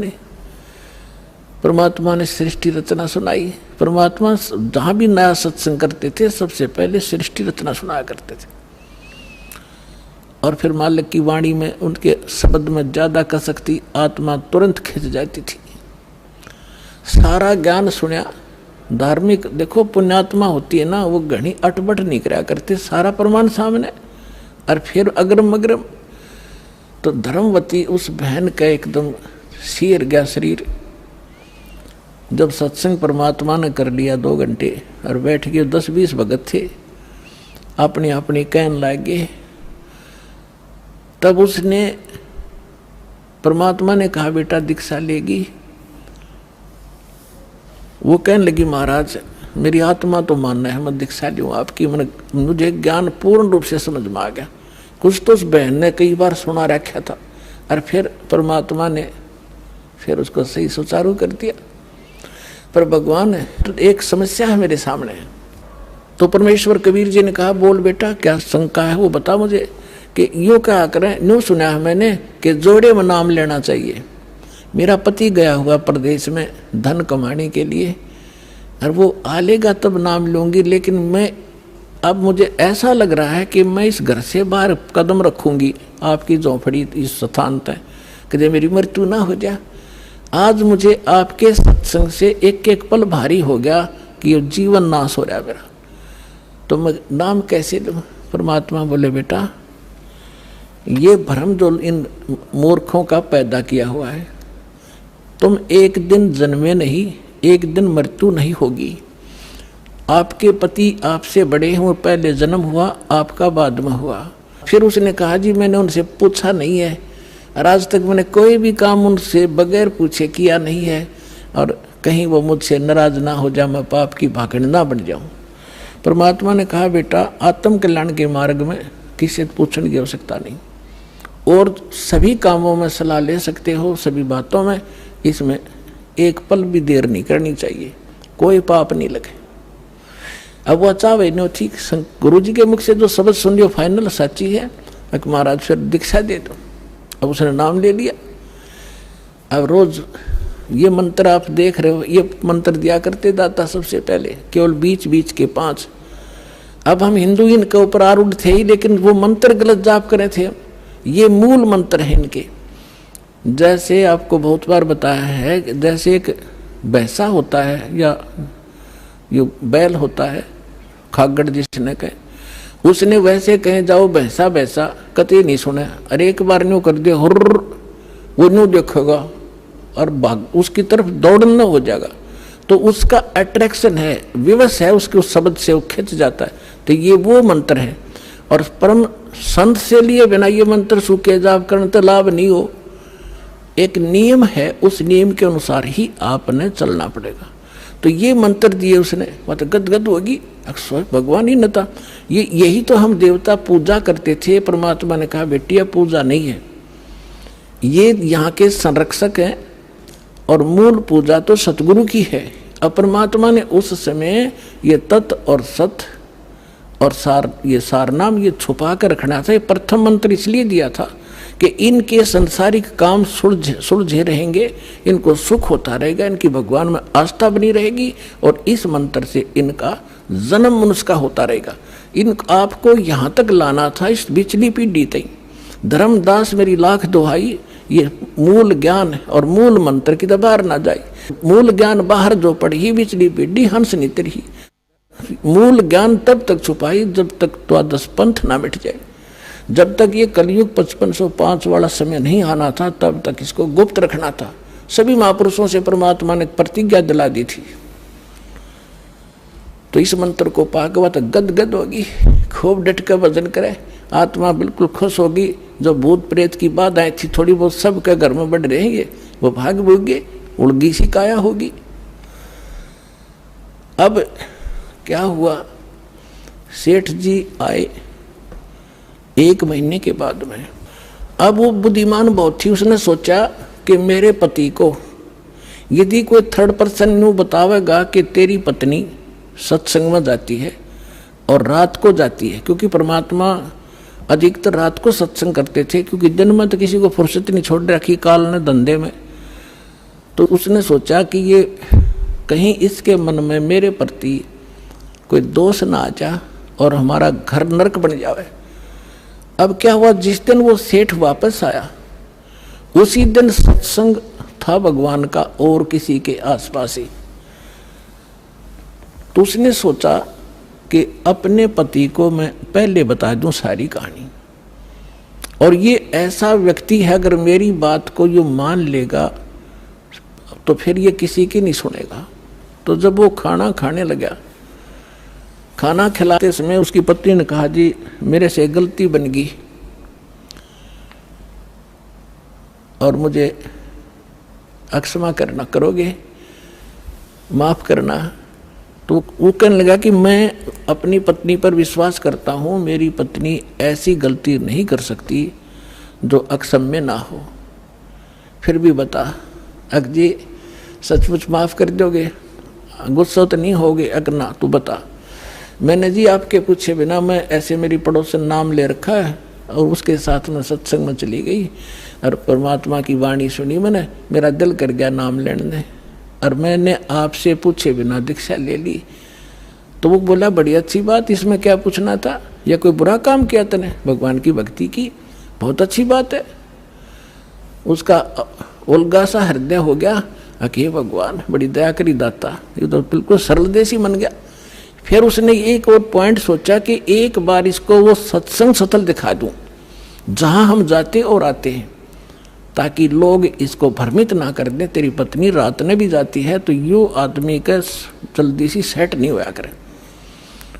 और उस दिन सत्संग भी था, तो उसने कहा जी ऐसा है, गुरु जी का आज सत्संग है वहाँ पर, और मेरी साथ की सारी सहेली चली गई, मैं आपके भोजन पानी में लग गई और देर होगी और ना गई तो गुरु जी के दिन नाराज हो जा, आप मेरे साथ चल पड़ो। तो वो कहने लगा देखो मैं थका हुआ हूँ, दूर से आया हूँ, आप जाओ। और न बोली आप मैं जाऊँ कैसे, रात का काम, कोई साथ नहीं मेरे। तो कहने लगा मैं चल पड़ूंगा और जाते मुझे नींद आवेगी, बता मैं क्या सत्संग सुनूंगा। उसने पता था कि एक बार यूँ चल पड़ा और सत्संग सुन लिया तो आली नींद इसने। तो वो कहने लगी आप यूँ करियो, पीछे से बैठ जियो, नींद आ जाए तो सो जाइयो, गुरु जी कुछ ना कहा करे। तो उसने सोचा चल फिर तो कोई बात नहीं। वो दोनों पति पत्नी आ गए। अब बैठ गई पाछे ने, वो बैठ गया पीछे ने, भगतनी बैठ गई भगतमतियों में। परमात्मा ने वह सृष्टि रचना फिर सुनाई। वो तो जाने थे चोटने सामने मारना।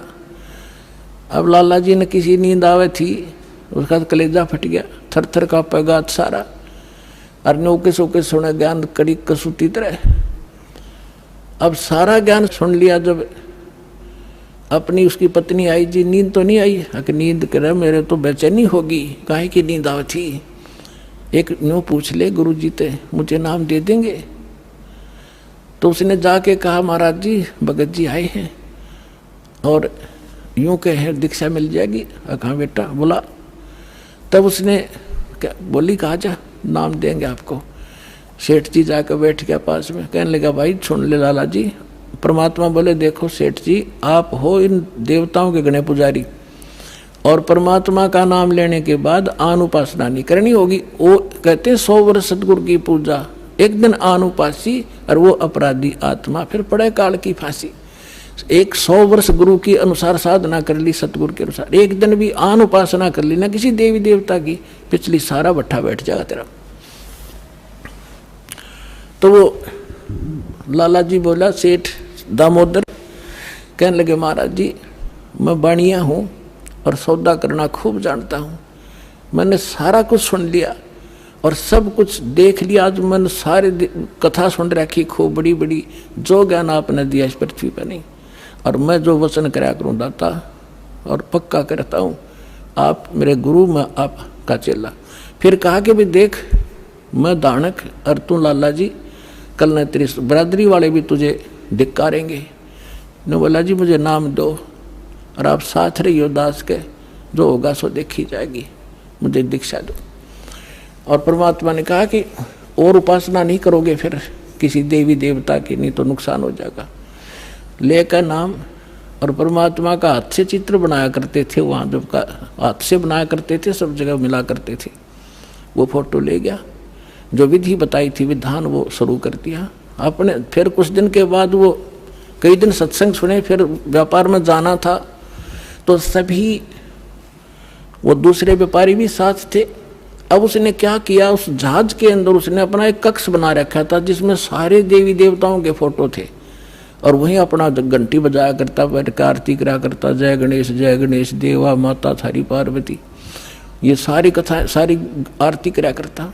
अब उसने क्या किया, जाके पहले सारी मूर्ति उठाई और समुद्र में जहाज उठाए, समुद्र में जल प्रवाह कर दी, और एक फोटो परमात्मा कबीर जी का लगा लिया। अब दूसरे जो थे वो लाला जी, उन्हें देखा रहे दामोदर ये देवी देवताओं के फोटो कहाँ गए। तो उसने बताया भाई मैंने दीक्षा ले ली गुरु जी से, और गुरु जी का जो सतगुरु की पूजा करते हैं ना, वो देवी देवताओं की पूजा नहीं करनी होती, इसलिए मैंने वो आदर के साथ जल प्रवाह कर दिया। तो वो सारे कहने लगे रहे तू भट्ठा बैठावेगा, तेरा नाश हो जाएगा। क्या है ये कबीर, ये धान के जुलाहा, इसकी कड़फंटी में आ गया तू, कहाँ बातों में आ गया, तेने देवता छोड़ दिए, रामकृष्ण जैसे बलवान भगवान छोड़ दिए, देखना तेरा क्या होगा। वो बोले भाई कुछ भी हो मेरे साथ, आप अपनी क्रिया करो, मैं आपको ना कहता, आप मेरे पीछे क्यों पड़ गए, मैं अपनी करूँगा, आप अपनी करो। अब उस दिन उसके बाद उसको कबीर कहने लगे कि यू आ गया कबीर, दामोदर कहना छोड़ दिया। ने बोला भाई कुछ भी कहो, थारी भी जी पवित्र है, भगवान का नाम लेने थे। ठीक है मुझे मालूम है तुम किस विषय से कह रहे हो, कोई बात नहीं। अब वो चले गए और सब अपना माल लाद के बच्चों समेत जा रहे थे कुछ तो, क्योंकि 3-4 महीने वापस आया करते थे। जब वापस आ रहे थे पूरा माल लाद के, और बीच में जब आ लिए समुद्र के, एक भयंकर साइक्लोन उठा, तूफान, समुद्री तूफान 30-40 फुट ऊंचा होकर, और इतनी 200 किलोमीटर प्रति घंटा की स्पीड से चला करता, जहाज का तब निशान भी ना पाओ उसमें कित पड़ा है। और देख लिया उन नबी, क्योंकि छोटे मोटे तूफान कई बार ऐसे होते थे, वो उनको पता था ऐसी स्थिति बहुत भयंकर होती है। उन्होंने देखा तूफान उठ गया भाई, शाम का समय था, बिल्कुल सूर्यास्त होने वाला था। अब इतना भयंकर तूफान उठा, उन्होंने देखा कि वो तब हो गया, काम बिगड़ गया। और तो थोड़ी बहुत तूफान दूर था, समुद्र में हलचल पहले शुरू होगी और जहाज डगमग करने लगा जो बुरी तरह।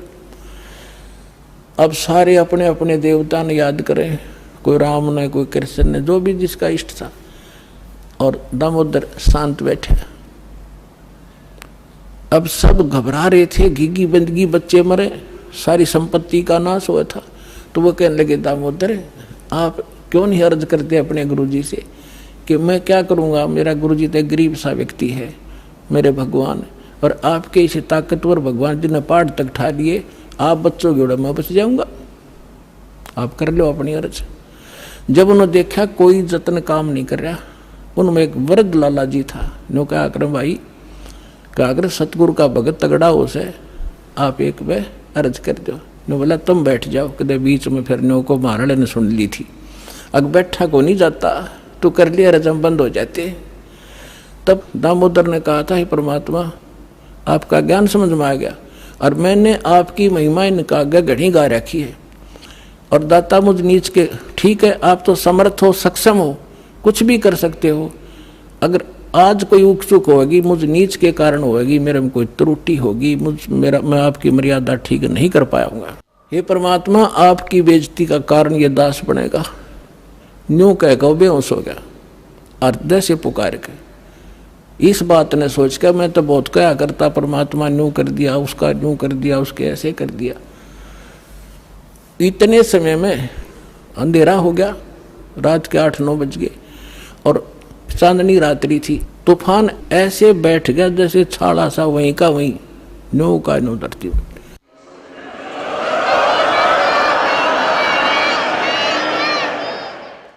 और समुद्र के जल में जरा सी भी हलचल नहीं। अब उस दामोदर को पानी के छींटे छाटे मार के मुंह पे होश में ले आए। तब उन्होंने कहा कि भाई दामोदर हमसे बड़ी घनी गलती हुई, हमने आपके गुरुदेव की बेइज्जती करी, हम कति नीच प्राणी हैं। और उन्होंने संकल्प कराया था कि यदि आज जान बच गई, हमारे भगवान तो फेल हो लिए, जब आज ये तूफान रुक गया, हमारी जान बच गई, दामोदर हम तेरे साथ चलाएंगे, नाम लेंगे उस परमात्मा का। तब दामोदर को कंधे पे बैठा लिया उन लालाओं ने, हर ने बोले बोलो दामोदर की जय। ने बोला नहीं, जय बोलो जिसने यो काम कराया है, बोलो कबीर परमेश्वर जी की जय हो।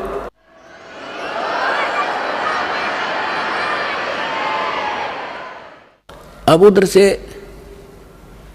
परमात्मा उसी दिन रात्रि में सत्संग कर रहे थे 7-8 बजे सी, और सर्दियों का मौसम था।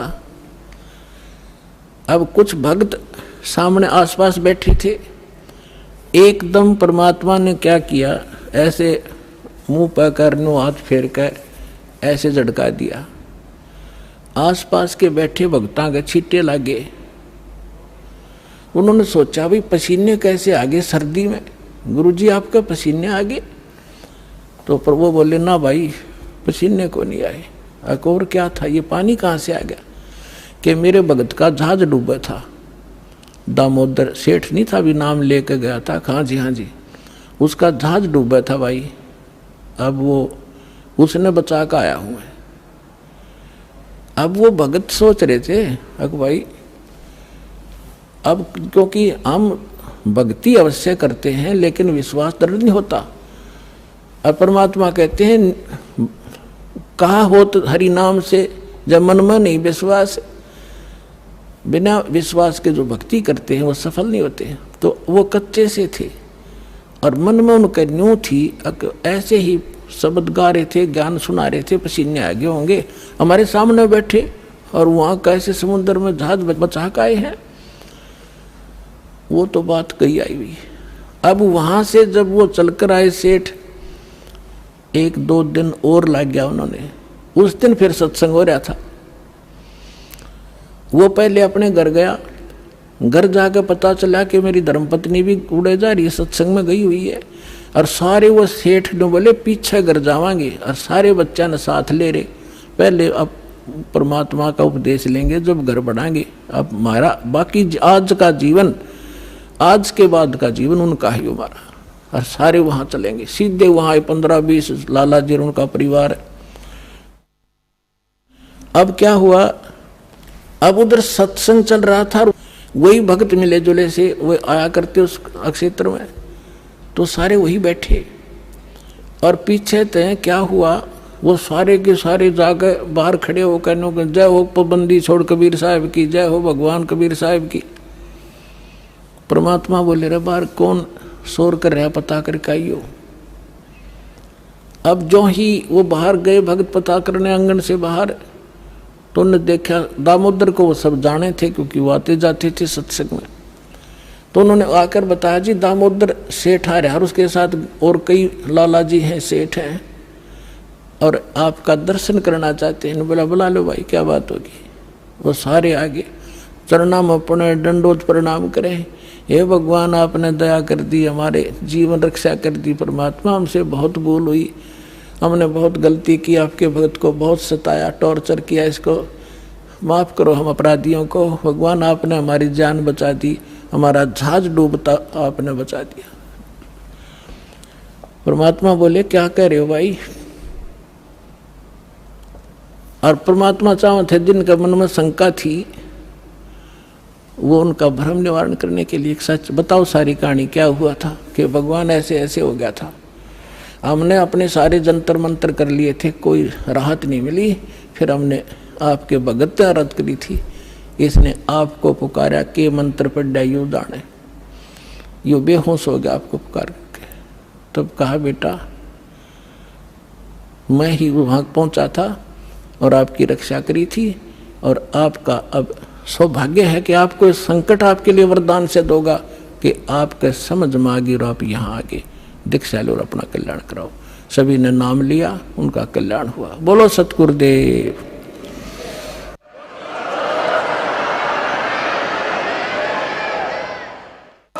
दामोदर सेठ के हुए थे अकाज, अर्ज करी डूबता देखे जहाज। दामोदर सेठ के हुए थे अकाज, अर्ज करी डूबता देखे जहाज।